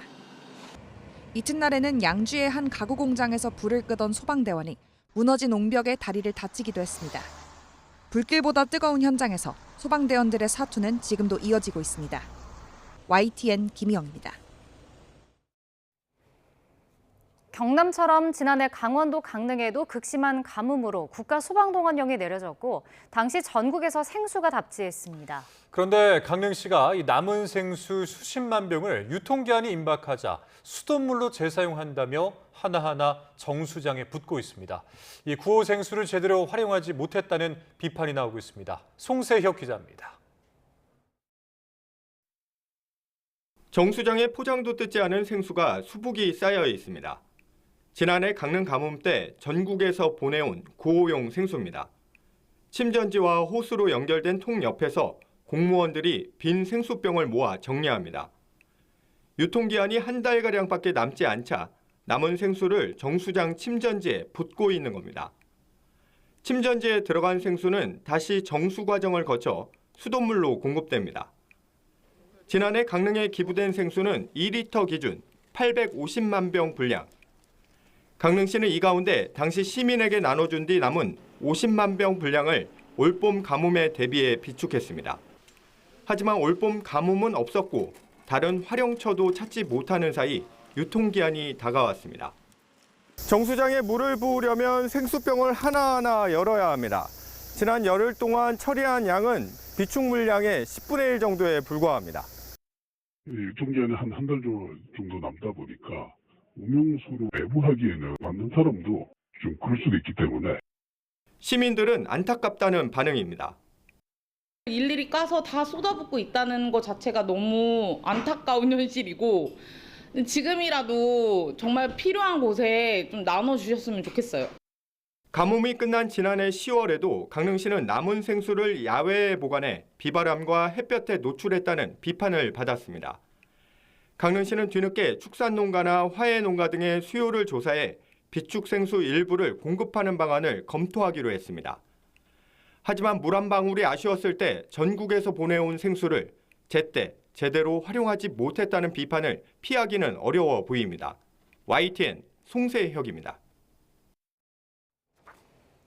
지방자치단체장이 당선되면 늘 제기되는 게 있는데요. 바로 산하기관장 거취 문제입니다. 강원도에서는 취임 40일 지난 우상호 지사가 직접 이 문제를 꺼냈습니다. 지환 기자입니다. 강원도청 산하에는 29개 출자, 출연 기관이 있습니다. 공석인 일부를 제외하고 각 기관을 이끄는 수장 대부분이 전임 김진태 지사 시절 임명된 인사. 취임 40일 기자회견을 연 우상호 강원지사는 이들의 거취 문제를 직접 거론했습니다. 제가 강요드릴 수는 없지만 정무적인 이유로 그 자리를 얻게 되신 분들의 경우는 저랑 호흡을 맞추기가 쉽지 않지 않은가라는 측면에서 거취에 대한 고민을 좀 해주셨으면 좋겠다 하는 그런 제안 좀 드리고 싶습니다. 민선 구기도정과 맞지 않는 일부 기관장은 임기와 관련 없이 사실상 나가라는 얘기인데 구체적인 기관명은 밝히지 않았습니다. 열심히 하고 계신 분들도 계시고 그런데 그렇지 않은 기관들이 좀 눈에 띄어서 이런 말씀 드린 거고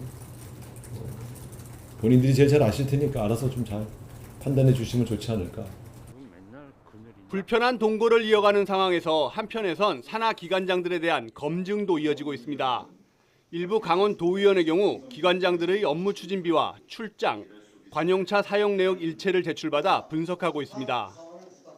하이패스 이용 내역하고 법인카드 이용 내역 확인해가지고 대지를 좀 해보려고요. 기존의 기관장들 어떻게 했는지 전체적으로 좀 점검이 필요하다 생각을 해가지고 이번에 이제 요청을 한 거죠. 부산 등 일부 지자체의 경우 이른바 순장조 조례라고 불리는 출자 출연 기관장 임기 일치 조례를 적용합니다.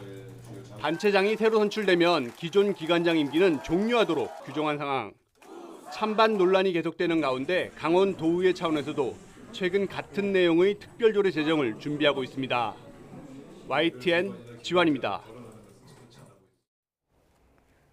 정부가 업무 효율 향상과 인공지능 산업 육성을 위해 방대한 AI 데이터를 구축하고 있습니다. 네, 각 부처별로 이루어지다 보니까 이미 다른 곳에서 구축한 데이터를 또 만들거나 품질이 낮아서 기업 등으로부터 외면받고 있다는 사실이 감사원 감사에서 드러났습니다. 홍선기 기자입니다.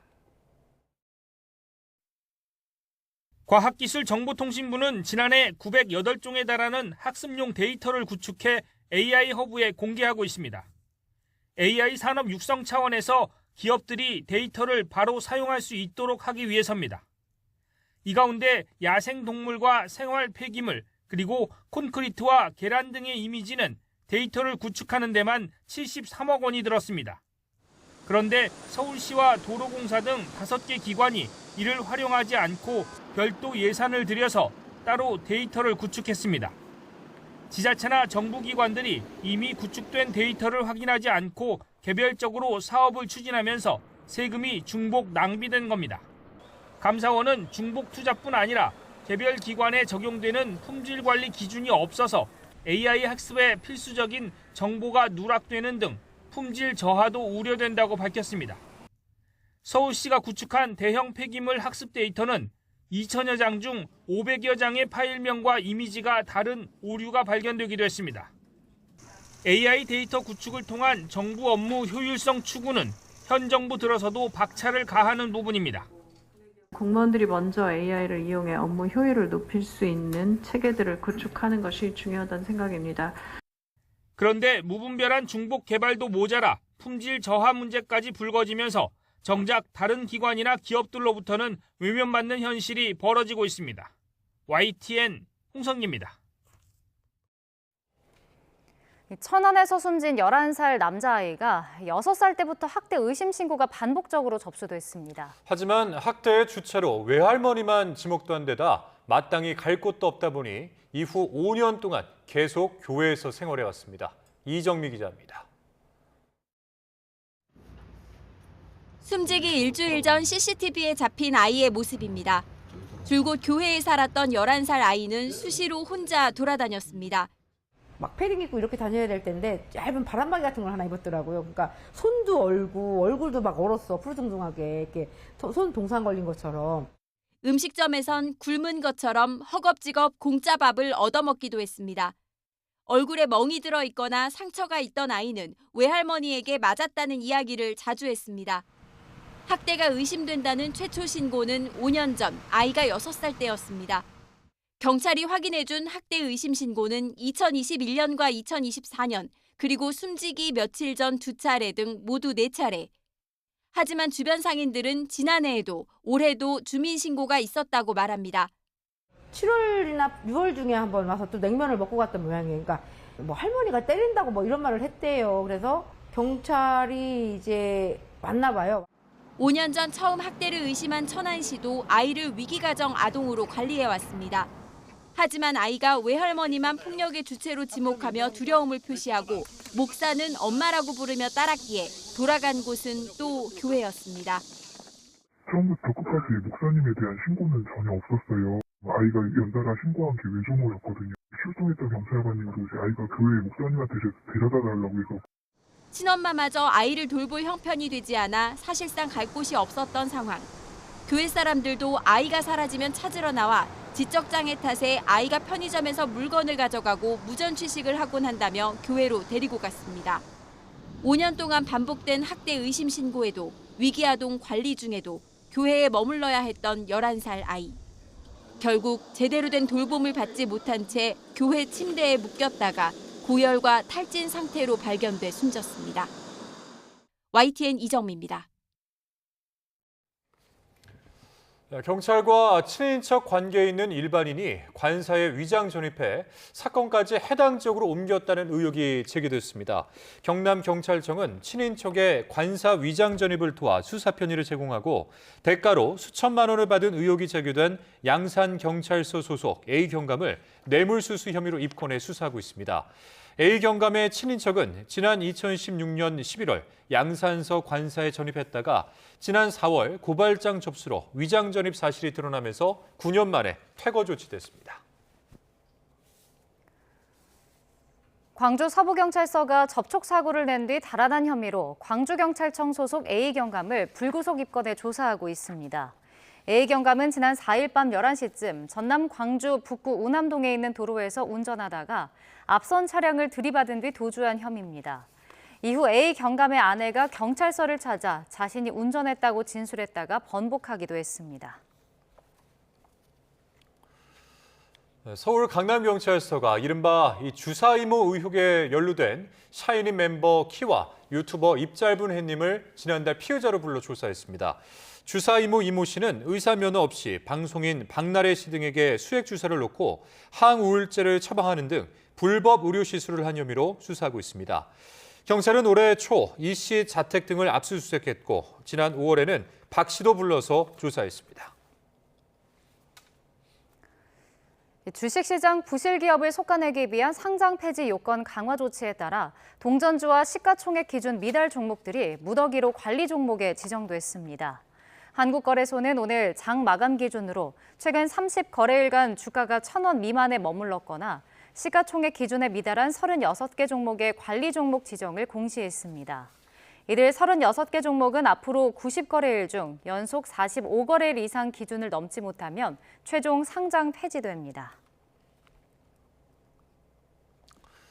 아시아나항공이 임시 주주총회에서 대한항공과의 합병안을 가결했습니다. 아시아나항공은 오늘 임시 주주총회에서 합병계약 체결 승인권을 99.3% 창석률로 가결했다고 밝혔습니다.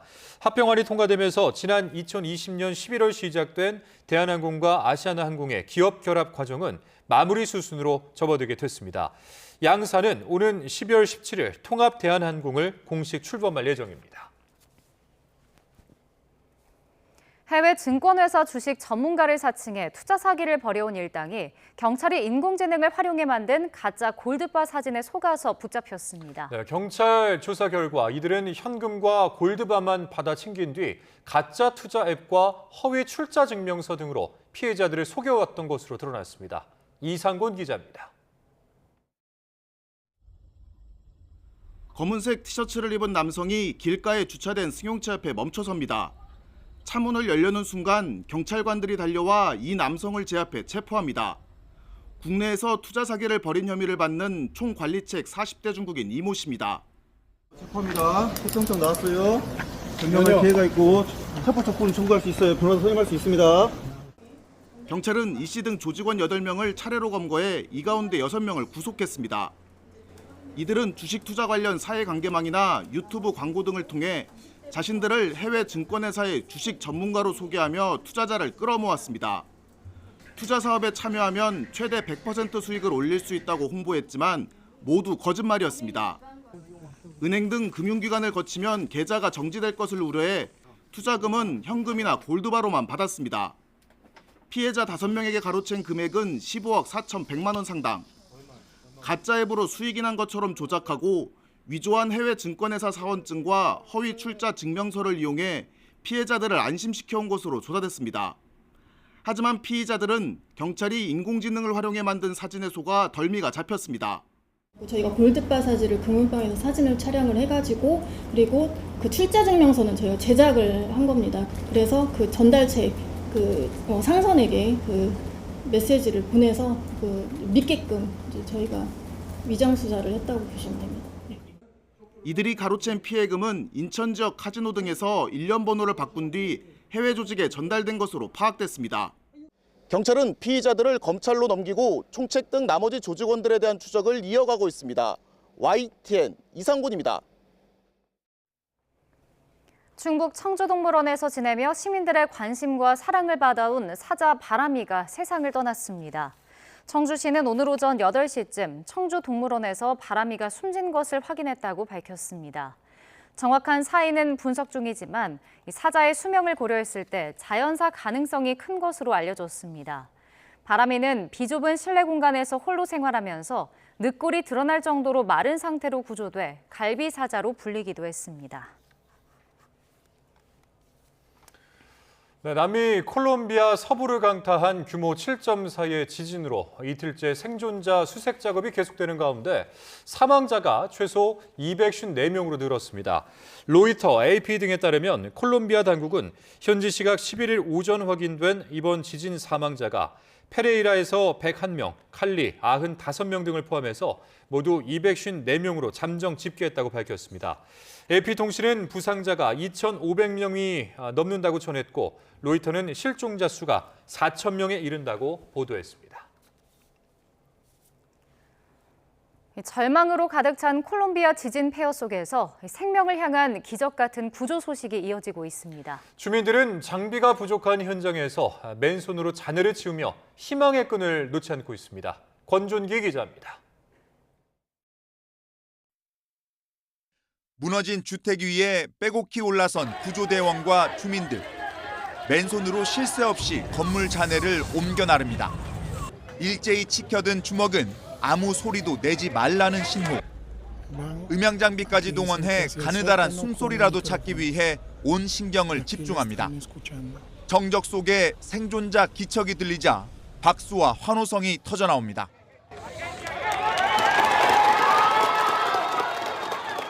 Acá han rescatado 3 personas y en el de enseguida han rescatado 2. Gracias a Dios, ilesos, no tan aporreados. Todo muy bien, gracias a todos nosotros. 폐허 틈으로 건네는 생수로 겨우 버티던 31살 여성은 꼬박 하루 만에 병원으로 이송됐고 무너진 호텔 잔해 아래에선 밤낮 없는 구조작업 끝에 36시간 만에 들것에 실려 나왔습니다. 붕괴된 아파트 더미 아래에서는 아빠 품에 안긴 갓난 아기가 기적적으로 목숨을 건졌습니다. 흙먼지를 뒤집어 쓴 고양이가 구조되자 주민들은 자기 일처럼 기뻐합니다. 고양이가 살아있다면 사람도 생존해 있을 거란 희망이 남아있기 때문입니다.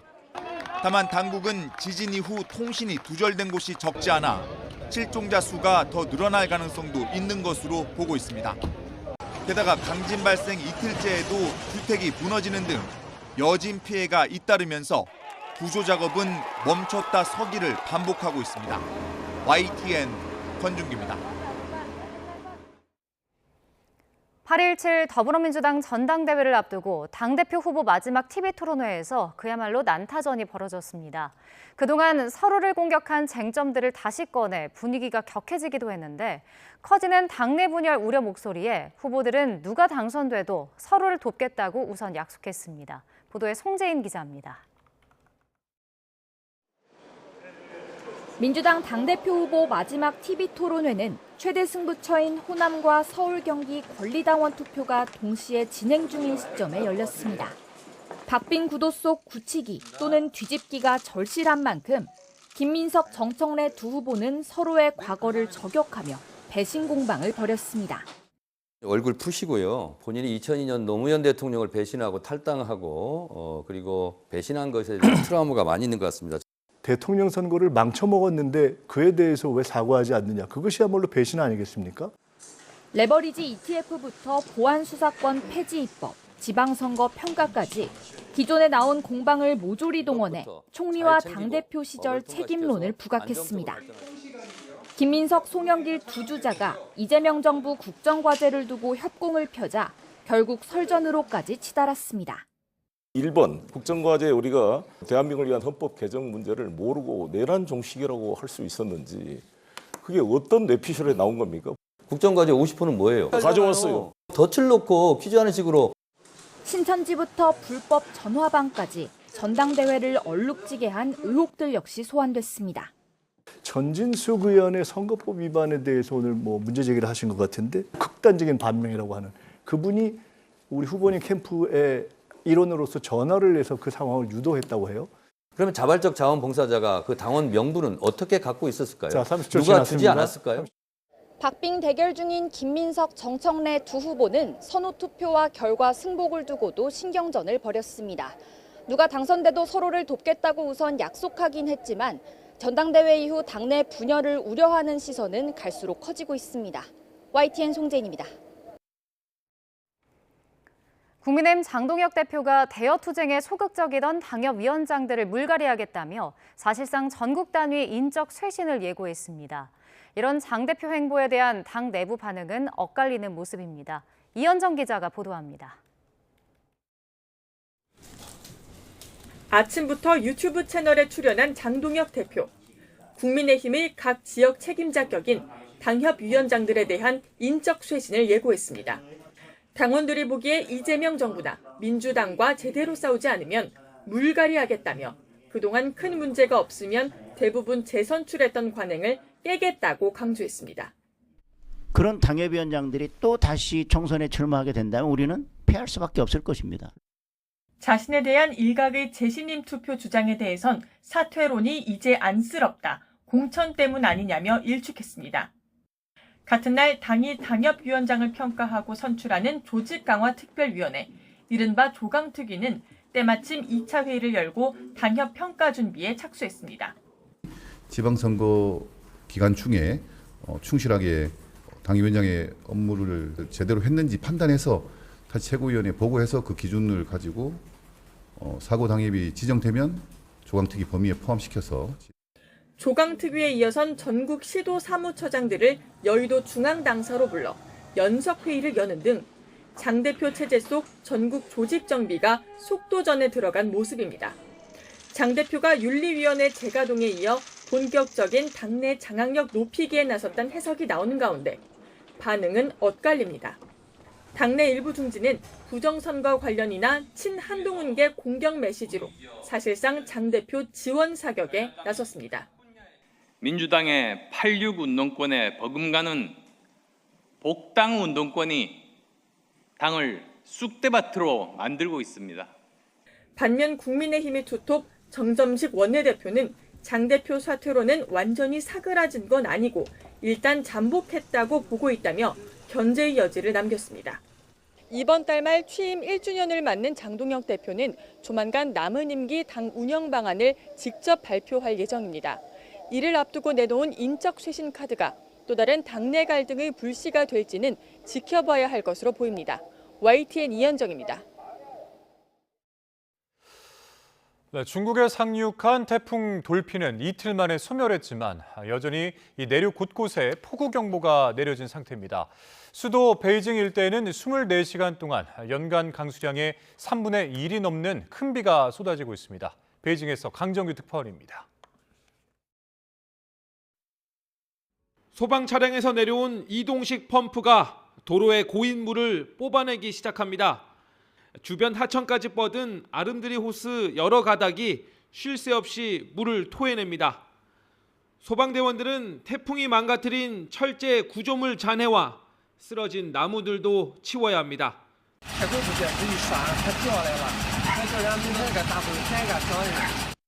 물에 잠긴 도시에선 수륙 양용 차량을 개발한 업체가 구조대를 자처했습니다. 在1.2米之内，我们是履带着地的、履带行走的；1.2米之后，我们是幅度的。 태풍 당시엔 300여名을 대피시켰고 이후엔 홍수에 발묶인 주민들의 병원 이송을 도왔습니다. 我甚至住在这医院送东西过来。我开了4个小时车开过来的，老爸住院做手术。 지난 8일 오후 중국 동부 저장성 연안에 상륙한 제13호 태풍 돌핀. 이틀 만에 내륙에서 소멸했지만 여전히 후베이, 안후이, 허난, 3개 성에 걸쳐 소용돌이 비구름이 맴돌고 있습니다. 이 밖에 산둥과 산시, 허베이를 넘어 내몽고와 헤이룽장성, 윈난까지 폭우 경보가 내려졌습니다. 베이징 외곽엔 24시간 동안 최대 200mm의 큰 비가 예보됐습니다. 이 지역 연평균 강수량의 3분의 1이 넘는 물폭탄을 하루 만에 퍼붓는 셈입니다. 베이징에서 YTN 강정규입니다. 네, 미국 고속도로에 거센 비바람이 몰아치면서 달리던 차들이 뒤집히는 아찔한 순간이 포착됐습니다. 현지 시간 11일 아침 출근길에 미국 오하이오주 크룩스빌에 강한 바람을 동반한 폭우가 쏟아졌습니다. 오하이오주 교통부가 공개한 당시 영상에는 강력한 폭풍이 고속도로를 휩쓸고 지나가면서 도로를 달리던 차량 한 대가 그대로 뒤집히는 순간이 담겼습니다. 다른 차들도 물에 반쯤 잠긴 채 멈추면서 고속도로 일대는 큰 혼란이 빚어졌습니다. 시속 654km의 수소연료 차량 지상 주파 최고 기록이 세워졌습니다. 영국의 엔지니어링 대기업 JCB의 이 수소차 JCB 하이드로맥스가 현지 시간 11일 미국 유타주 보니빌 소금 사막을 시속 653.909km로 달려 수소차 세계 최고 속도 기록을 경신했습니다. 이 기록은 대부분 나라의 법정 제한 속도 5배에서 6배에 해당하는 것으로 이 차량은 길이 9.7m의 수소 내연기관 2개를 장착해서 1,600마력 출력을 냅니다.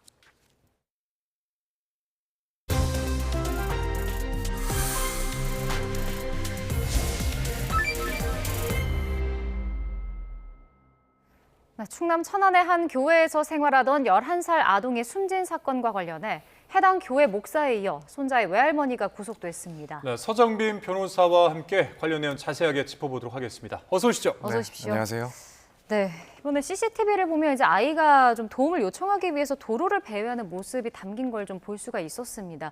근데 이제 결국 아이가 숨진 것으로 드러났는데 어떤 일이 있었는지부터 한번 정리를 해주시죠. 네, 충남 천안에 있었던 일입니다. 한 교회 내부에서 생활을 하고 있던 11살짜리 아동 A군이라고 하겠습니다. 이 A군이 지난 8월 6일 새벽에 고열 그리고 의식 저하나 탈진 상태 등으로 이제 신고가 돼서 병원으로 후송이 됐습니다. 하지만 끝내 숨지게 된 사건이고요. 결국 경찰에서는 관계자들, 외할머니라든가 혹은 교회 목사의 그런 아동 학대로 인해서 이 아동이 숨진 것이다라고 보고 수사를 진행하고 있는 상황입니다. 말씀하신 것처럼 이제 언론 보도 등을 통해서 공개된 이 아이가 살아 있을 때의 그런 CCTV 장면을 보면 얼마나 좀 끔찍한 정황이 있었는지를 충분히 좀 예측 추단해 볼 수 있는 그런 장면들이 보이는 것 같습니다. 이 폭염이 기승을 부리고 있는 시기에 민소매 차림으로 이 도로를 배회하고 또 상가를 다니면서 주변 시민들에게 도움을 요청하는 그런 모습들이 확인이 됐습니다. 이제 이 아이가 태어난 직후부터 뭐 부모의 양육은 따로 없었고 외할머니 손에서 키워지면서 이제 해당 교회 시설에 거주를 해왔다라고 합니다. 그래서 이제 외부와도 뭐 상당히 좀 차단된 그런 생활을 해왔던 것으로 조사가 되고 있는 상황입니다. 예, 이 아이가 숨지기 전에 교회 내부 침대에 묶여 있었다는 목격자 진술도 나왔다고 하는데 이게 이제 38시간 동안 묶여 있었다고 하더라고요. 이게 너무 사실 끔찍한 내용이라고 생각을 하고 있습니다. 사실 성인 같은 경우에도 이렇게 장시간 묶여 있는 상황 자체를 상상할 수가 없고 특히나 이런 아동 같은 경우에는 그로 인해서 얼마나 이제 신체적인 정신적인 피해가 발생할 수 있을지 매우 걱정스러운 그런 상황들이었던 것 같습니다. 사실 뭐 요즘에는 동물도 이렇게까지 가둬놓고 또 묶어두지 않는데 도대체 어떤 의도로 어떤 이유에서 이렇게 장시간 동안 아이를 침대에 묶어놨는지 이 부분에 대해서 뭐 해명은 하겠습니다만 충분한 조사가 있어야 될 걸로 보이고 결국에는 이 아동이 사망하게 된 가장 중요한 원인 중에 하나가 아니었을까라는 생각이 듭니다. 그래서 이 38시간 동안 묶여 있었던 상황이 아동의 사망과는 또 어떠한 인과관계가 인정이 되는지 여부에 대해서 좀 충실하게 조사가 되어야 될 것 같습니다. 네. 근데 이제 이 A군이 사망하기 사흘 전에도 직접 경찰서에 가서 이제 외할머니가 때렸다 이렇게 진술을 한 것으로 전해지거든요. 근데 이제 구제가 되지 않은 건데 경찰의 조치가 적절했는지 이 부분은 어떻게 봐야 될까요? 지금 결과를 놓고 보면은 사실 조치가 상당히 좀 아쉬운 부분이 있다라고 보여집니다. 특히나 아동 학대 사건 같은 경우에는 피해 아동의 진술이 충분하지 않을 경우들이 많이 있습니다. 그렇기 때문에 아무래도 수사기관 입장에서는 조금 더 적극적으로 이 아동의 상황을 파악을 하고 혹여라도 이제 아동의 진술로 충분히 확인되지 않는 그런 학대 정황이 있는지를 더 따져봤어야 되는 것 아닌가라는 생각이 듭니다. 그래서 만약에 이렇게 며칠 전이라도 아동의 그런 신고, 그러니까 할머니가 때린다 이 말을 듣고 경찰 쪽에서 조금 더 적극적인 대응을 취했다. 그래서 뭐 응급 조치라든가 혹은 임시 긴급 조치를 취했다라고 한다면 적어도 아동이 사망하는 그런 결과는 일어나지 않았을 수도 있지 않나라는 아쉬움이 크게 있습니다. 물론 경찰 입장에서는 사실 그런 적극적인 수사를 하기에 좀 어려움도 분명히 있긴 했을 겁니다. 이제 아동의 그런 환경이라든가 혹은 발달 상황에 따라서 그 진술 내용이 충분하지 못해서 뭐 추가적인 내용을 확인하기는 조금 어려운 상황도 있었을 거라고 생각은 하는데 뭐 그럼에도 불구하고 지금 상황에서 봤을 때는 상당히 좀 아쉬운 조치가 아니었나라는 생각이 듭니다. 그러니까요. 이 A군에 대한 학대 의심 신고가 이 총 4건이 있었다고 하더라고요. 그러니까 이 중 2건의 경우가 2021년, 그다음에 2024년에 발생을 한 건데, 그러니까 어떻게 보면 이렇게 좀 장기간에 걸쳐서 학대 의심 정황이 계속해서 지속적으로 발생을 한 건데 그럼에도 이 분리 조치가 이루어지지 않았다. 이건 좀 이해하기가 좀 어렵더라고요. 네, 말씀하신 것처럼 지금 나오고 있는 보도 내용에 의하면은 2021년부터 2024년까지 총 4차례 아동 학대 의심 신고가 들어왔던 것이 확인이 되고 있습니다. 이렇게 동일한 아동에 대해서 장기간 동안 여러 차례 신고가 누적이 되었다라는 것을 조금 더 고려했다라고 한다면 사실 그 사이에도 조금 격리 조치 등이 취해질 수 있지 않았을까라는 아쉬움이 분명히 있긴 합니다. 지금 뭐 현행법상으로는 1년 이내에 2회 이상 아동학대 의심 신고가 들어온다. 그래서 학대가 의심된다. 그러면은 즉각 분리할 수 있는 그런 조치 규정이 마련되어 있긴 한데 사실 지금 상황 같은 경우에는 연도별 신고 간격이 좀 떨어져 있는 편이긴 해서 여기에 이제 적용을 곧바로 받지는 못했던 것 같습니다. 뭐 그럼에도 불구하고 이런 누적된 신고 이력을 조금 구체적으로 확인을 해서 위험도가 어떠한지, 지금 이 아동의 환경이 어떠하고 또 그 환경에서 학대의 위험성이 얼마나 있는지를 구체적으로 따져봤다면 마찬가지로 이런 상황까지는 조금 피할 수 있지 않았을까라는 그런 아쉬운 점이 크게 남는 사안입니다. 네. 근데 이 A군이 보면은 태어나서부터 교회에서 계속 생활을 했고 뭐 학교도 다니지 않은 것으로 알려지고 있습니다. 일단 이제 어떻게 보면은 교회에서만 살아왔으니까 폐쇄적인 환경에서 있었던 건데 그 배경이 있었을까요? 네, 이제 A군이 약간 뭐 지적 장애를 또 앓고 있던 아동이라고 합니다. 그러다 보니까 학급 생활에 조금 어려움이 예상되는 상황이기도 했고, 그래서 이제 A군 외할머니 측에서는 취향 유예를 신청을 했다라고 합니다. 쉽게 말해서 뭐 홈스쿨링 제도를 이용을 한 건데 일단 그게 승인이 됐기 때문에 뭐 제도권 밖에서 이제 교육을 받고 이렇게 성장을 해온 상황입니다. 그래서 뭐 그것 자체를 뭐라고 할 수는 없을 것 같긴 한데 뭐 그런 상황 때문에 사실 외부에서 그런 견제라든가 감시가 상당히 좀 차단되어 있을 수밖에 없지 않았나. 그러다 보니까 장기간 동안 아동 학대에 노출이 되어 있음에도 불구하고 외부의 도움이 상당히 좀 적었지 않나. 결국에는 이 아동도 스스로 견디다 못해서 경찰서를 몇 차례 찾아갔을 정도니까 이런 제도의 그런 미비점 혹은 허점 때문에 또 이런 일이 발생했다는 점에서 상당히 좀 안타까운 그런 지점입니다. 예. 자, 법원은 이 교회 목사에 이어서 아이의 외할머니에게 구속영장을 발부했습니다. 자, 어제 이 구속 전 외할머니의 모습이 담겼는데요. 영상을 통해서 보고 오겠습니다. 아동학대 혐의 인정하세요? 학교에는 왜 안 보내셨어요? 혼자 왜 교회에 맡기셨어요? 침대에 묶은 건 인정하세요? 이전에 어떤 처벌 받으신 겁니까? 아이한테 하고 싶은 말 없으세요? 목사하고는 무슨 관계세요? 사과할 말씀 없으세요? 네, 이 지금까지 목사와 외할머니는 결박 사실을 인정을 했습니다. 그런데 이 가출 시도 때문에 묶어둔 것이다. 이제 이렇게 진술을 하고 있는데 아동학대 치사 혐의가 이제 적용된 건데 처벌을 받게 되면 형량은 어떻습니까? 일단 무기 또는 5년 이상의 징역형에 처하도록 하고 있습니다. 상당히 이제 강한 처벌을 규정을 하고 있고 특히나 이제 구체적인 내용에 따라서는 당연히 훨씬 더 높은 수준의 형이 선고될 가능성이 있습니다. 앞서 이제 말씀을 해주신 것처럼 장시간 동안 침대에 묶어둔 이유에 대해서 가출을 해서 밖으로 돌아다녀서 묶어놨다라고 하는데 이게 지금 변명인지 아니면 실제 그렇게 생각을 해서 행동을 했는지는 모르겠습니다. 만약 뭐 실제로 그런 의도였다라고 한다면 이 아동에 대해서 이 A군에 대해서 얼마나 그 양육 환경이 열악했는지 인식 자체가 이런 외할머니라든가 혹은 교회 관계자의 인식 자체가 얼마나 문제가 있었는지를 드러내는 그런 이야기라고 보고 만약에 변명이라고 한다면 사실 뭐 전혀 이후의 수사 과정이라든가 재판 과정에서는 먹히지 않을 그런 변명이 될 겁니다. 그래서 이 사안 뭐 지금까지 드러난 내용만으로 보더라도 상당한 기간 동안 심각한 아동 학대가 있었을 것이다라고 추측이 되는데 그런 점들이 그대로 밝혀진다라고 한다면 상당한 중형을 피할 수는 없을 것이다 이렇게 예측을 하고 있습니다. 네, 일단 이 A군에 대한 1차 부검 결과를 보면은 뭐 이렇게 골절이나 특이 소견은 발견되지 않았다고 하거든요. 이게 정밀 감정 결과가 어떻게 나오느냐에 따라서 좀 혐의점도 바뀔 수 있는 겁니까? 네, 그럴 수는 있습니다. 일단 지금 조사 결과에 의하면 외상에 의한 사망은 아닌 것으로 어느 정도 보이는 것 같습니다. 다만 이게 외상이라는 것이 결국에는 뭐 구타나 이런 것들을 이야기를 하는 것이고 결국에는 예컨대 뭐 30시간 넘게 이렇게 구속되어 있던 결박되어 있던 상황으로 인해서 뭐 탈진이라든가 혹은 기타 문제로 인해서 사망했을 가능성도 충분히 있어 보입니다. 여기에 대해서 결국 국가수의 정밀한 검사가 필요해 보입니다. 그래서 결국에는 학대의 일환으로 보이는 이런 행동들, 이런 행위들이 아동의 사망과 직접적으로 인과관계가 인정이 된다까지도 밝혀진다라고 한다면 죄명은 최소한 이제 아동학대 치사가 될 거고요. 만약에 그런 인과관계가 보이지 않는다. 외부적인 다른 개입이 있었다라고 한다면 사실 뭐 이런 부분까지 아동학대 치사까지는 성립이 안 될 가능성도 있습니다. 그래서 이 인과관계를 확인하는 것이 매우 중요하고 그 결과에 따라서는 이 적용 법조가 달라질 수 있다라고 볼 수가 있습니다. 예. 자, 다른 주제도 한번 살펴보겠습니다. 이 장윤기 사건 은폐 의혹을 수사 중인 검찰이 박성주 전 국가수사본부장을 피해자 신분으로 지금 현재 입건을 한 상황입니다. 이 장윤기의 여고생 살인 사건 그리고 외국인 성폭행 사건을 분리수사해라. 이제 이렇게 지시했다는 의혹을 받고 있는 거죠, 지금? 네, 그렇습니다. 이제 이 사건이 발생했을 때, 그러니까 2016년 5월에 이 사건이 발생했을 때 장윤기가 여고생을 흉기로 살해했다라는 그 보도 내용이 상당히 빠르게 이제 퍼졌습니다. 사회적으로 많이 관심을 받고 있는 사안에서 수사를 해보니까 사실 그 직전에 또 다른 외국인 피해 여성이 있었다라는 거죠. 이 여성에 대해서 성범죄를 저지르고 또 강금을 저질렀다라는 점이 확인이 됐고, 그러니까 연이어서 이런 강력한 범죄를 저질렀다라는 점이 확인이 된 겁니다. 수사 과정에서.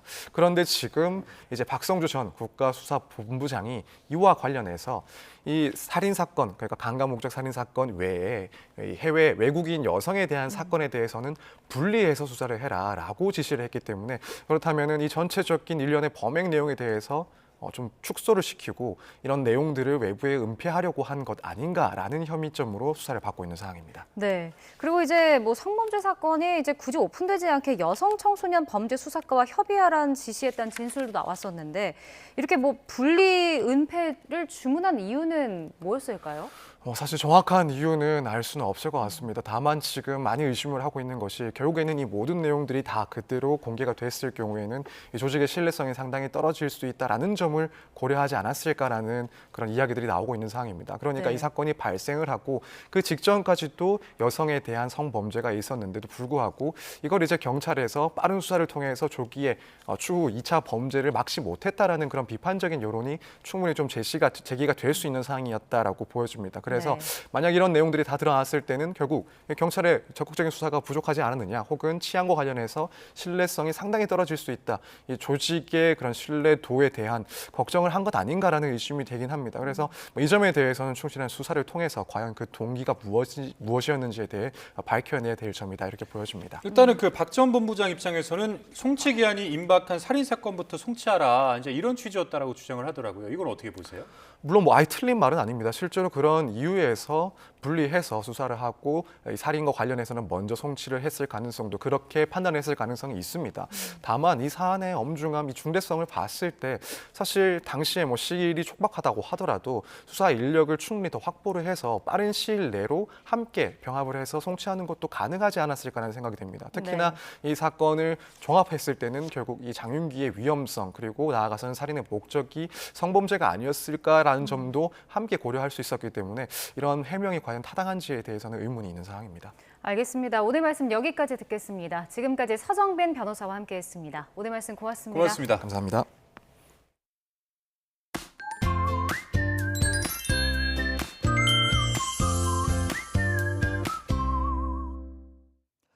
심한 더위가 꺾이면서 상대적으로 바깥 활동하기 수월하게 느껴집니다. 네, 여전히 뜨겁긴 하지만 그래도 그늘에서는 한결 더위가 덜한데요. 내일은 오늘보다 더위가 조금 더 강해집니다. 네, 우선 오늘 밤사이에도 열대야가 나타나는 곳은 많지 않겠고, 낮 기온은 서울이 33도, 광주 34도, 대구 34도까지 오르는 등 예년보다도 1도에서 3도가량 높아지겠습니다. 반면 강릉 27도 등 강원 동해안을 중심으로는 여전히 예년보다 더위가 약하겠습니다. 내일 내륙은 대체로 맑겠지만 충청과 남부 내륙에는 오후 한때 소나기가 지나겠습니다. 동해안은 모레까지 비가 이어지면서 최고 50mm의 비가 더 내리겠습니다. 여기에 강한 바람도 동반되는 만큼 시설물 점검을 미리 해주시기 바랍니다. 또 바닷물의 높이가 높은 대족인데요. 여기에 해안가에서는 너울성 파도까지 높게 일겠습니다. 침수 등 피해 없도록 대비 잘해 주시기 바랍니다. 당분간 내륙 곳곳으로는 소나기가 자주 지나겠고, 일요일부터는 점차 전국에 비가 내릴 전망입니다. 앞으로도 무더운 날씨가 이어지면서 식품 관리에 신경을 더 써야 하는데요. 식품은 냉장, 냉동, 육류, 어패류 순으로 구입하고 1시간 이내에 마치는 것이 좋습니다. 그리고 냉동고기나 어패류, 상하기 쉬운 식품은 안쪽에 보관하고 냉장고를 70% 이하로 유지해야 합니다. 또 냉장고 문도 자주 열지 않는 것이 좋겠습니다. 날씨 캔버스의 정수연, 김수연이었습니다. 이상으로 YTN 뉴스 플러스 마칩니다. 잠시 후에는 뉴스케어 오후 8시 뉴스가 방송됩니다. 함께해 주신 여러분 고맙습니다.